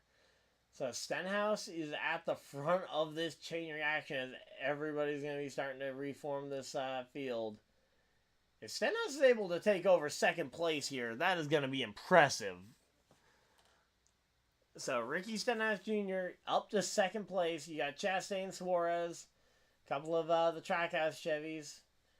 And now everybody's just trying, all the Fords trying to shuffle their way through to try and get a shot at the Chevys before the Chevys get all the way back up to speed here. And there we go. And yep, here goes Logano.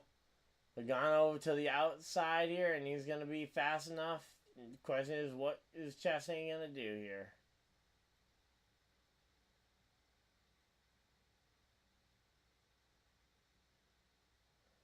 Alright, here we go. Let's see. Again, Logano gets Chastain out in front of everybody else, but Logano not able to make any sort of pass here, and he's going to be stuck second in the outside line here. As it looks like Chastain has tried to make the outside lane kind of home for him. Meanwhile, the 47 of Stenhouse leading that inside line just does not seem to have the same speed that it needs to have this lead. And there we go. Chastain down the inside. They've got all the Chevys linked up now on the bottom.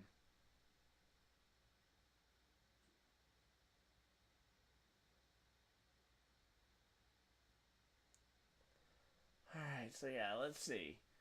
You got the 6 and the 22. You got the, and we know those two don't get along super well after their last couple of years together as teammates. I remember the 2021 Daytona 500, those two ended up wrecking each other. And as Austin Dillon comes by to get lapped there, Chastain up to the top to put a big block on Logano, and oh man, that block is getting stupidly aggressive for Ross Chastain. Ross Chastain gets the block, and now Stenhouse to the lead. Let's go! Stenhouse to the lead. And yeah, it is starting to get dicey here, right at the end. We got 15 laps to go, and there's only been the one wreck, so realistically, this is one of the biggest fields we've seen at the end of the Daytona 500 in years. And oh, Stenhouse gets taken to the middle as they go for a side-by-side commercial for the Atlanta 400 tomorrow, or not tomorrow, but next Sunday. And Stenhouse gets swallowed up by the field here, and Suarez now takes the lead of the Daytona 500. Would he be the first foreign-born driver to win in the? I mean, he would definitely be the first foreign-born driver to win since the year 2000. I'm trying to think of when the last foreign-born driver to win the 500 would be. Because, I mean, I know Mario got it. That would be one back in the 60s. But there had to have been another one, right? Unless somebody wants to look this one up while we're talking about the end of this race here. Logano and Chastain, they're going to get tired of each other real quick here. Then you got the Toyotas moving up through the pack as well. You got the 43 of Jones, the 45 of Reddick. You got the and then behind them that's Stenhouse, not another Toyota there. And now the Hendrick Chevys are a little bit split up here. You got Elliott in the middle line. You got Bowman and Byron on the bottom line here. And Suarez out in front of all of them here. Let's see that outside line with the there goes that outside line with Chastain and Logano to the front of the field here. They're making all the right moves here. And let's see the battle out in front. What's it gonna be here? It's Chastain in front, 3 wide behind. He blocks the top line. He thinks that's where the momentum's coming from. Bowman, Byron on the bottom line also, I think, have a ton of momentum here.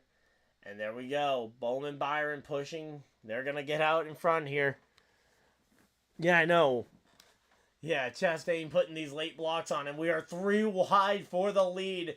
Chastain, Suarez, Byron all across the track. 3 wide, and there is no room for error. 1 wrong move here, and I don't like the way that 99's bouncing around in the midfield there as the one car continues to try and pull that top line along. Byron's going up to try and side draft. I don't know if he's just taking over that second lane here from Suarez. And yep, there we go. Logano and Chastain have now cleared everybody, and they can start to block it. And yes, I'm still watching. My TV just tried to ask me, are you still watching? Like, yes, definitely. And here we go. Logano down to the bottom of the track. That allows Keselowski to get to that outside here. Can the 6 car of Keselowski be able to go and make the move? No, here we go. Logano to the outside. Logano looking for the race lead. Chastain, though, he's going to get a big push here from Byron and Bowman. Byron, Bowman, and Chastain on the bottom line. You got Keselowski and Logano in the middle. And Blaney up top to potentially go and help them if they all move up a lane here. And there we go. It is 10 laps to go here in the Daytona 500. And I don't know if you could get much closer here. I think Byron would probably be my pick of these guys in this front pack to win. But honestly, anybody but Logano and Keselowski, and even Keselowski, I wouldn't be upset with the same way I would be with Logano winning. But I mean, Chastain is just putting some aggressive blocks right now, though. I mean, I can't say one of these is going to go wrong at some point. And 10 laps to go. You can't be making too late of blocks here. You got to be careful, but the aggressive blocking is the only reason Chastain's been able to maintain the lead here. And right now, the Fords are definitely taking control of this race, aside from Chastain. So here we go. Logano in second here. He's going to try and see if he can find a way around Chastain. Oh, there we go. Keselowski to the bottom of the racetrack. Logano up top with his teammate Blaney. And there we go. Keselowski moves up in front. Keselowski able to shuffle himself in front of Logano here. And now Keselowski all the way to the bottom there. And oh, it's a wreck behind! Big wreck. Oh, there we go. 38 involved. 22 involved. 12. The 45's involved. Everybody's involved. The 47's in it. The 43. The 11 of Hamlin squeaks through, but I think he got some contact. The 17's involved. And I think the only driver without damage right now is Ross Chastain. And there we go. The big one has happened. Logano, Blaney, Keselowski. The 3 drivers who were kind of getting ready to control the end of that race. And now they're in a parking lot down the back straightaway. Probably one of the most disorganized parking lots I've ever seen, but that's pretty par for a NASCAR race. Cars parked everywhere in the middle of grassy fields. Oh, yep, there we go. There's Reddick's wrecked race car. That number 47 coming back. Oh, Monday Martin got a ton of damage in that one, too. I didn't even see him in the initial melee, but there we go. Oh, Chase Elliott was part of the group who snuck through. I knew Chastain had, but I did not see any. I didn't see very many others that snuck through.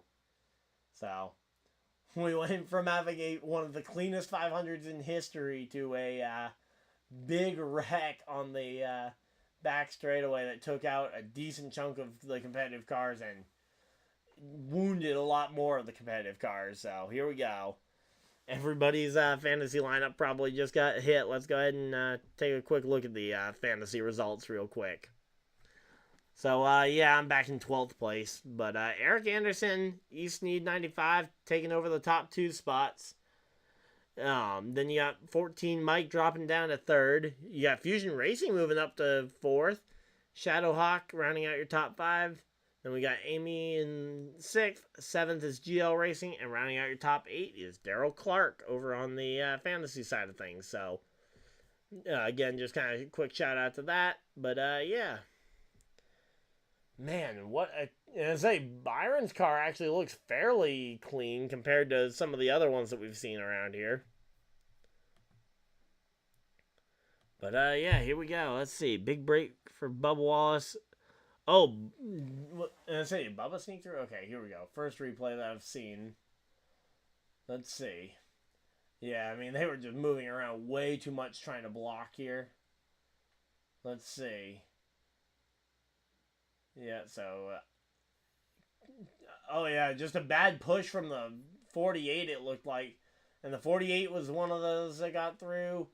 Chase Elliott, yeah, minimal contact for Chase Elliott making it through. Bell with minimal contact there. He did get a little bit of a tag from, I think, the 45 car in the middle of that, but almost everybody else with significant damage. I think Kyle Busch might have made it through. So, there we go. Yeah, big break for a lot of these guys. If you didn't get involved in this, it's a big break. And, yeah, Bubba Wallace is far enough back, I think, that he survived, so... yeah, minimal damage for the 24, the 48...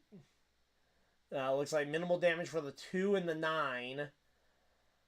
And then a lot of wrecked race cars all over the track behind them. And now we're going to be set up for a short-term restart. Just getting to see all the replays here now that we're seeing the onboard from Bowman. Yeah, not really much Bowman could do. He just was trying to push as best he could, and just one push gone bad. I don't know if Byron was letting up on the throttle to try and give some space to the guys in front, and that's what led to the wreck, or what? I mean, I'm guessing that in-car radio might answer that question, but was Bubba low on fuel or something? Because everybody waited a long time to get their pit stop in, so I didn't think anybody would be short on fuel. But, I guess, maybe Bubba Wallace was, low on fuel. But, yeah, we're making our way around here.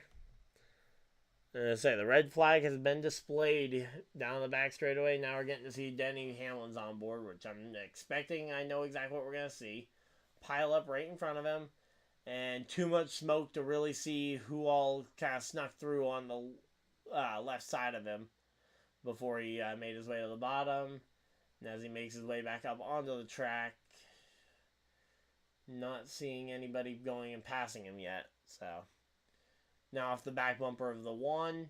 This is probably one of the most entertaining cameras, but you really don't learn anything new from riding off the back bumper of Chastain's car. But it's a fun camera. So, 40 different lead changes amongst 19 different leaders so far. So, 19 of the 40 cars have led a lap in this year's 500. So, it looks like Bell, Briscoe, Kyle Busch might have been some other ones that got through unscathed.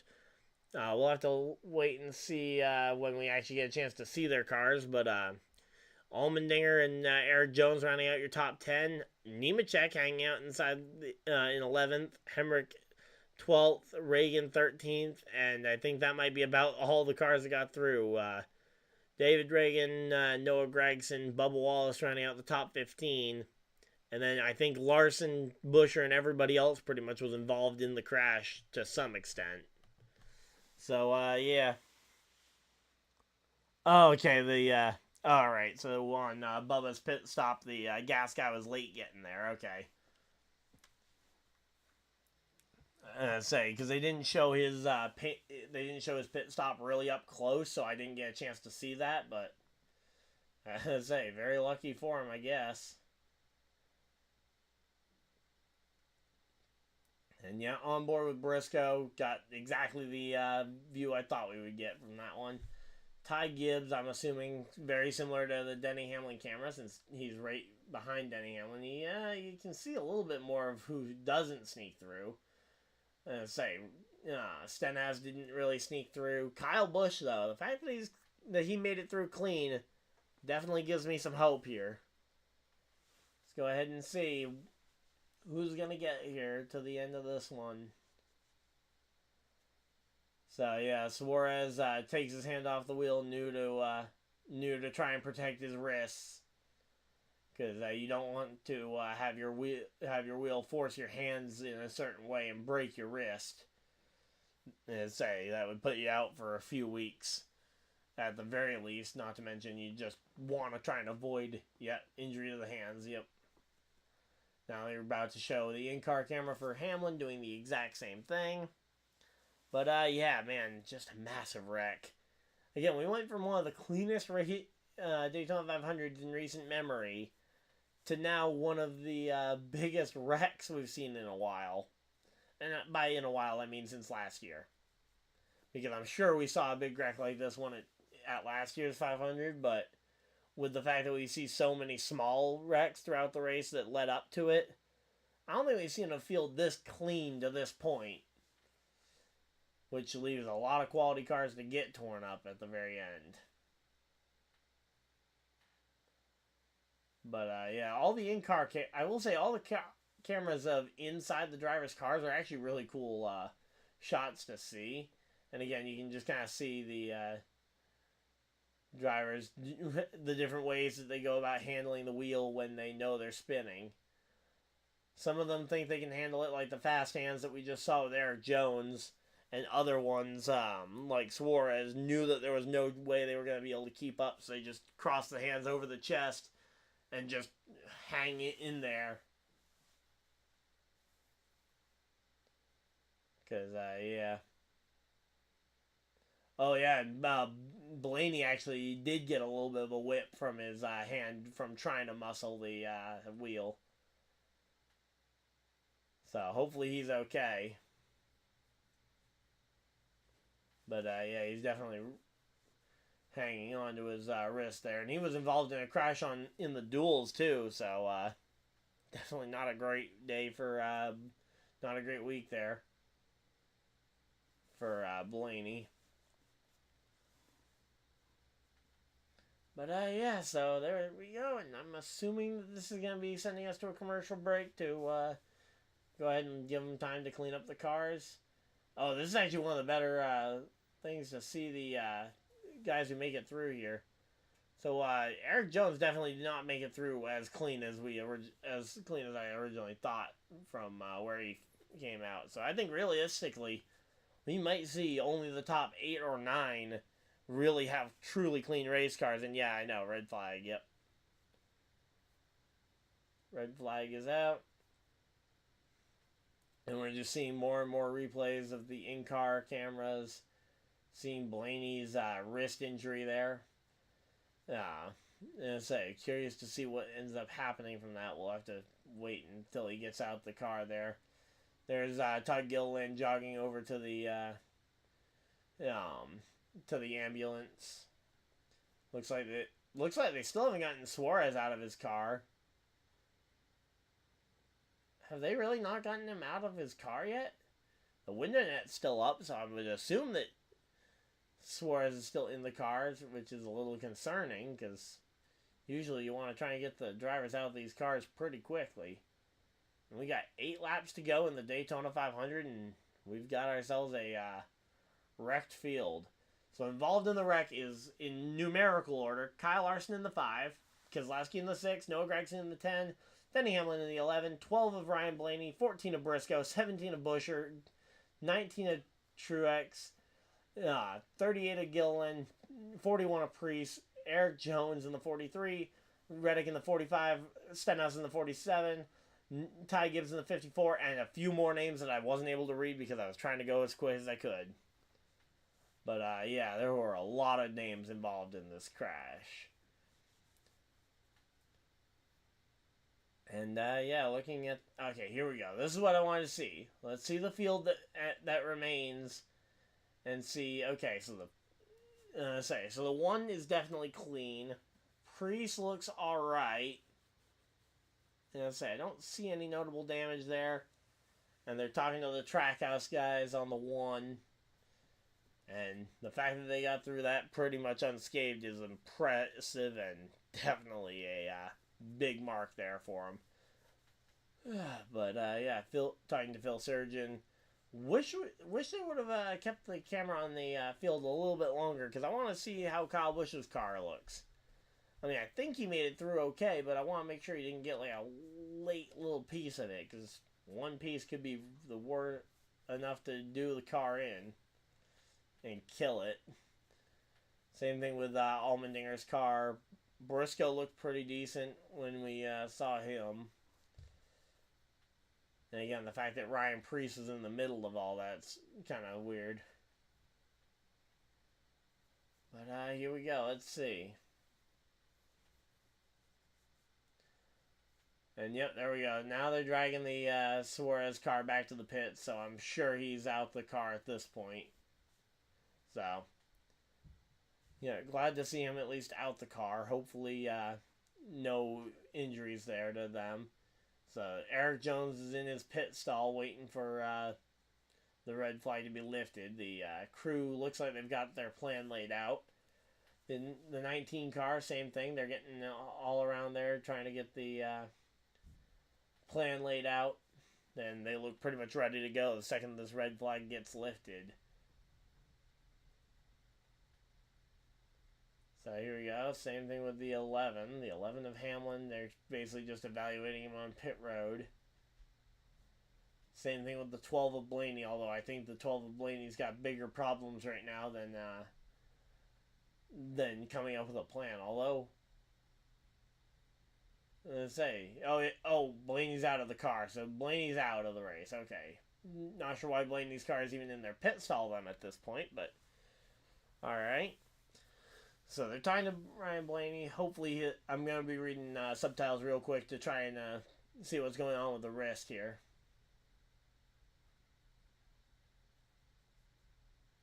Racing at the end of the 500. Let's see. Having a shot to win. First few rows. Depending on where the block was. Just kind of reading through highlights from this because I'm trying to get specifics about the wrist here. But it seems like this one didn't hurt that bad, so just unfortunate with the Mustang. Really fast. And yeah, I got turned and... Alright. Yeah, wheel snapped. He's even talking about how he usually lets go. Alright, he says he's okay. That's the most important part. Number one concern. Ryan Blaney says he's okay, drinking water with the same hand that took the whiplash there. But yeah, again, hopefully he is actually okay. We'll have to wait until, I'm sure, further evaluation once it's had some time to actually go and be looked at. But he says he's okay. It's probably just gonna be sore for a while. As long as he doesn't get involved in another wreck at Atlanta next week, he should be okay. Now they're talking with Keselowski. And we are just hanging out here. Hopefully everybody's having a good time. So it looks like we think somebody other than Ryan Blaney, Stenhouse, or actually I think everybody on that list aside from Bubba made it was involved in the wreck. So, hey Richard, how's it going? We just saw the big one at Daytona. And say pretty much every car in the entire field was involved. And say I think there was probably 25 cars in this wreck. So yeah, there's a lot of cars out of it, but the highlights are that Chastain's through, Elliott's through, Byron made it through. It looks like Kyle Busch made it through safely, and beyond that, we're still not really sure on who all made it through or not. and we think Bubba made it through okay. Again, depending on what the rest of the field says, I think at most, I think we've got about 7. I think we've got about 17 good race cars left. Keselowski's out of the race. Blaney's out the race. Those are the ones we've seen climb out of their cars. I'm assuming Stenhouse's car is junked, considering the wreck he was in. Suarez, we saw climb out the car. Todd Gilliland, we saw running over to the medical ambulance. So he is okay. So they're all okay, and we're going back. Caution flag. There we go. Oh yeah, there was definitely a big one. And yep, there we go. They're talking with Logano out of the care center. Led 45 laps on the day and gets taken out after a push gone wrong. Bowman pushing on the back bumper of William Byron. Byron goes down the track, clips the corner of Keselowski's car, sending him back up into the field at Daytona. And that was a big wreck. Truex was involved. Gonna try and see some of the names again as we get another replay here. So, again, just a push gone wrong. And again, everybody's trying to push as hard as they could. And then Hamlin was in it, Ty Gibbs in it, the 17 was in it. Yeah, again, just pretty much everybody. And now they're being told that they can roll, so they're starting up the cars again.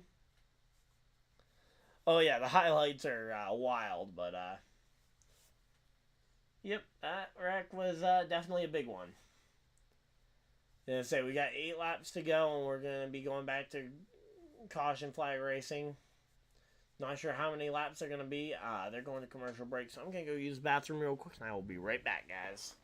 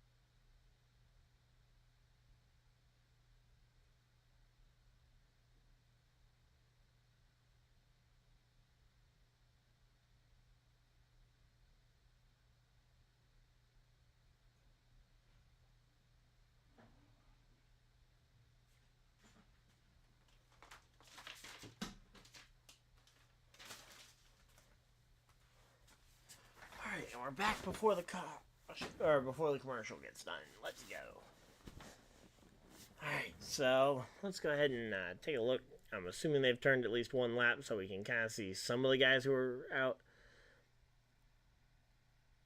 So it looks like 27th on back are out of the race. So Hocevar we knew was out. He only completed the first. He was out in the first wreck. Burton out in the first wreck. Gralla out in the first wreck. Austin Dillon continued, but he's 54 laps down. McDowell's been dealing on and off with an electrical issue. He's currently 24 laps down. Then you got Jimmy Johnson, who's 4 laps down. I believe he may have been involved in that last wreck. Todd Gilliland, 2 laps down. He was just in that wreck. He's out. Suarez out. Keselowski out. Logano out. Riley Herbst, I don't know about. Same thing with Haley, Berry, and we know Ryan Preece made it through. So it actually looks like it might not have taken out as many cars as I thought initially, in terms of actually out of the race. But yeah, so at this point I think pretty much everybody everybody wrecked out. A lot of people wrecked out though. For sure. But, yep, here we go. We got 12 people hanging out in chat. Hopefully you guys are enjoying it. Again, quick reminder that about half an hour to an hour after the Cup race comes to an end, we will be going live for the NASCAR Xfinity Series race. They are going to be running a 300-mile race as well tonight, so hopefully you guys will enjoy and stay tuned for that one.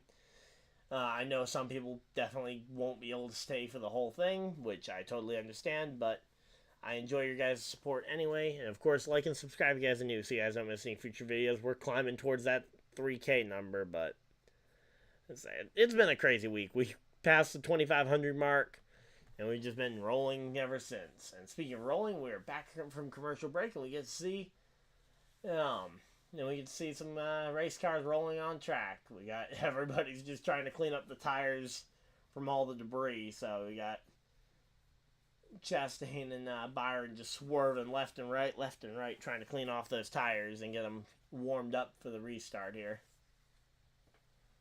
But yeah, talking about how this is the 40th anniversary of the first Daytona 500 for the Hendrick Motorsports team. So there goes the 14 down to pit road. The 23 we knew was a little short on fuel, it sounds like. So yeah, the 14's getting filled up. The 62 actually looks pretty good. The 10 looks okay.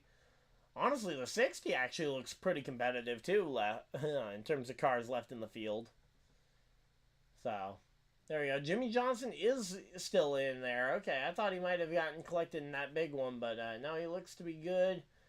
Martin Truex Jr. looks to be out, and yeah, they're showing the wreck at the end of the Daytona 500 that gave McDowell his win. Then they go and show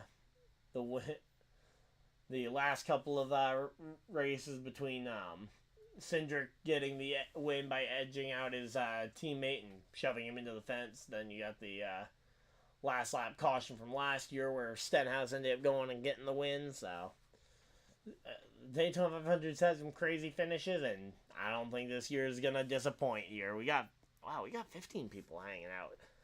Starting to build up. We're getting ready for the run to the checkers. So we got Chastain, Byron, Bowman, Cindric. Cindric could be potentially a former Daytona 500 winner getting it, but it's going to be hard. I mean, I think he's the only repeat Daytona 500 winner that we could actually see win this race tonight. Let me see. Do we got anybody else relatively close who's a Daytona 500 winner? I don't think we have any other Daytona 500 winners left in the field other than Denny Hamlin. I think Denny Hamlin and Austin Cindric are the only Daytona 500 winners left in the race. Let's go. So, we're very likely to see a new winner. And, hey, can that new winner please be Kyle Busch? We've been trying at this for 19 years. I mean, I know how fitting it would be for him to get it in try number 20, the same as Dale Sr., but the only way I want to see him, yeah, it was Bowman's fault. He was pushing on the rear bumper, and it was just a push gone wrong. I would say it's definitely somewhat Byron's fault too, because he was the one turning down the track as he was getting a push. It comes down to whether or not he actually knew he had a push coming to his rear bumper when he moved down the track. But it was really just kind of a mistimed push. It's one of those things where everybody was shifting around the track, so I don't know if Bowman really could have done much else other than pushing Byron. Yep, nice to see a new winner. Yeah, again, literally, I think the only repeat Daytona 500 winners still in the competitive field are Cindric in 4th and Denny Hamlin way down the field, who just got his car fixed. But, yeah. So, ultimately, though, again, that wreck, I don't know that there's anything Byron or Bowman could have done better to avoid that wreck. It was because Bowman had somebody else right up his tailpipe, so if he lifted to try and not push his teammate, he probably gets wrecked and just sets off the chain reaction further back. So, it's just a really unfortunate set of circumstances there. But Chastain, Byron, Bowman, the top three. We got Cindric, Elliott, Bell, the next three, and then Kyle Busch, LaJoie, and Smith. We could see 2 Spire Motorsports cars get up into the top 10. Let's go. And here we go. Let's see. So they're talking about, because yeah, Chastain had been aggressively blocking for like 5-6 laps in a row, and we were all saying it that there's no way he can keep blocking like that and not cause a wreck. And somehow he wasn't directly the cause of the wreck, although him stacking up the field definitely led to the poorly timed push. But yep. Here we go, lined up, lights are off on the pace car, and we're ready to go back to racing here. So here we go, pulling down pit road, and let's go ahead and see. No, because he actually moved down the track before the push got to him. As the push was coming to him, he moved down the track. But here we go, green, green, green. Green flag's out. We got 4 laps to go. 4 more times around for the Daytona 500.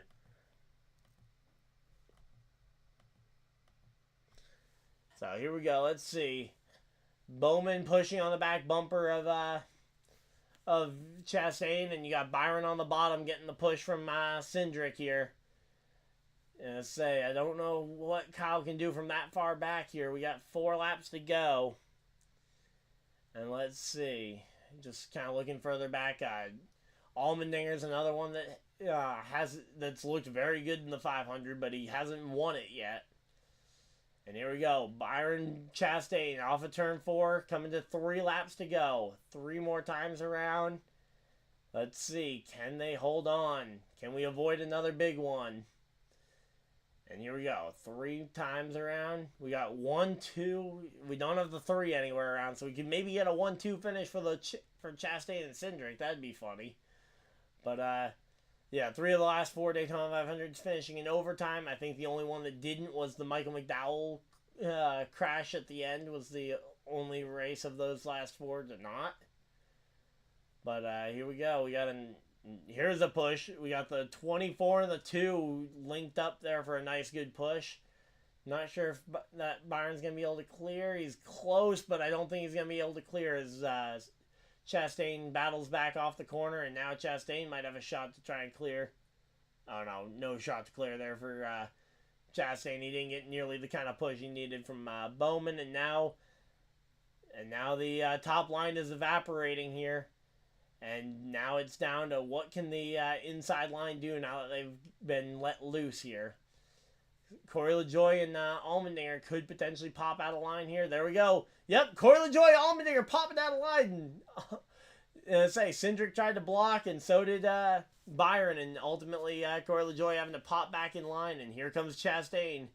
He and the top line have regrouped, and they are getting back ready for this one. Looks like Kyle Busch is shuffled out as we come down to the white flag. 1 lap to go in the Daytona 500, and they're crashing. It's going to be a spin, and is the caution out? I think Cindric may have been leading at the time of the caution.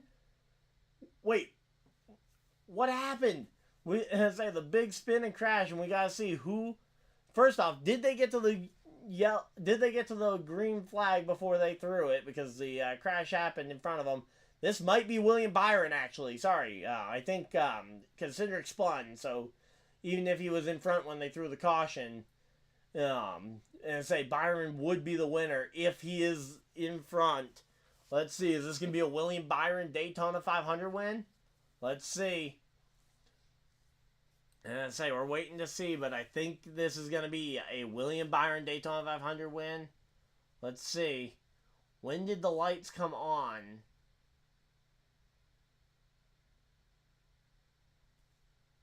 It's either Byron or Bowman.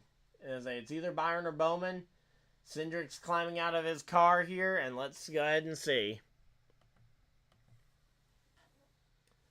Byron wins.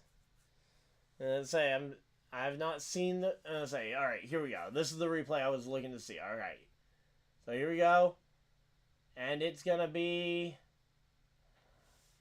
First off, does the yellow come out before the line? Because if the yellow comes out before the line, we might be we might not be over.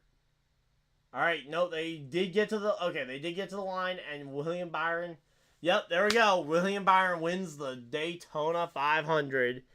Yep, there we go. Let's go. 24 gets the Daytona 500 win. That's a cool one to see. The 24 returning to Daytona 500 victory lane. That's a really cool one to see. I don't know how they didn't throw, normally they throw the caution really quick, but they decided to let it go here, and he's got a piece of debris on the grill now. But I don't think he cares. And oh, Chastain blows a tire as he comes down there. And William Byron, his 11th career win. They're talking about his history of starting out on his computer and ultimately got himself into a Legends car. And now he's a Daytona 500 champion. Let's go. I'm excited. There we go. Yep, William Byron, the first driver to lock himself into the playoffs. Yep. So here we go. William Byron, he is locked into the playoffs. He's your 2024 Daytona 500 winner. 24 in 24 gets the Daytona 500. And let's see, he's starting the burnouts, and there we go. Man, that is an exciting finish. I kind of wish that they had either gotten another restart or had been able to race it back, but obviously they were going to throw the caution there at some point. And as I said, William Byron potentially going to have a repeat of what he saw last year. 6 wins.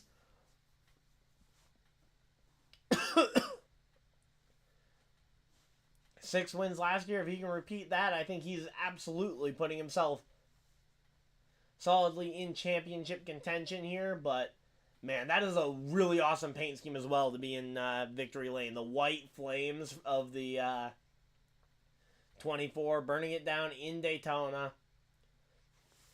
Real quick, we're going to go through the finishing order. And again, we got to get ready for an Xfinity race too. There's still another 300 miles to go. But yeah, William Byron wins the biggest race of the year.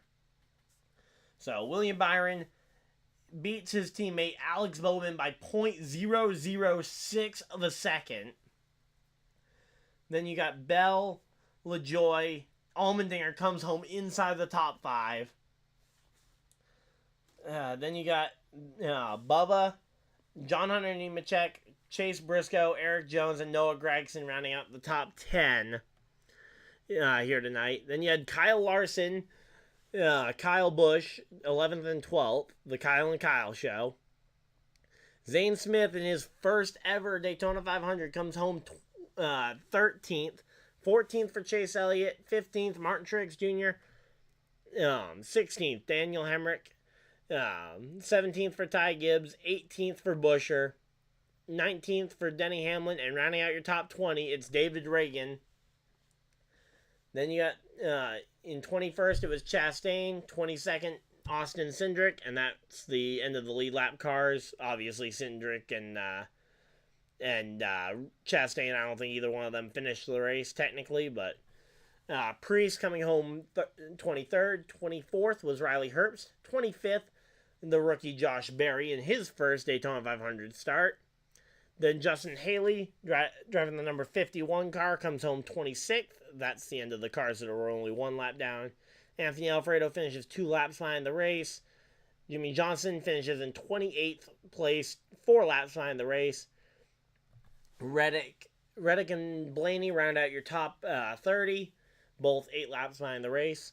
Stenhouse, the other driver, 8 laps behind the race. Then you had Joey Logano, Brad Keselowski, Daniel Suarez, and Todd Gilliland rounding out the top 35, each of them being 9 laps behind the race.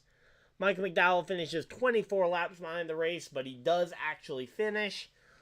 Then you've got Austin Dillon, who also finishes 54 laps behind the race after being involved in the opening lap, or the early wreck. And then you've got Kaz Gralla, Harrison Burton, and Carson Hocevar, the guys who finished at the tail end of the field after being involved in that very first wreck and knocked out in that very first wreck. So, there we go. Alright, so there we go. So, yep, once again, massive congratulations to William Byron.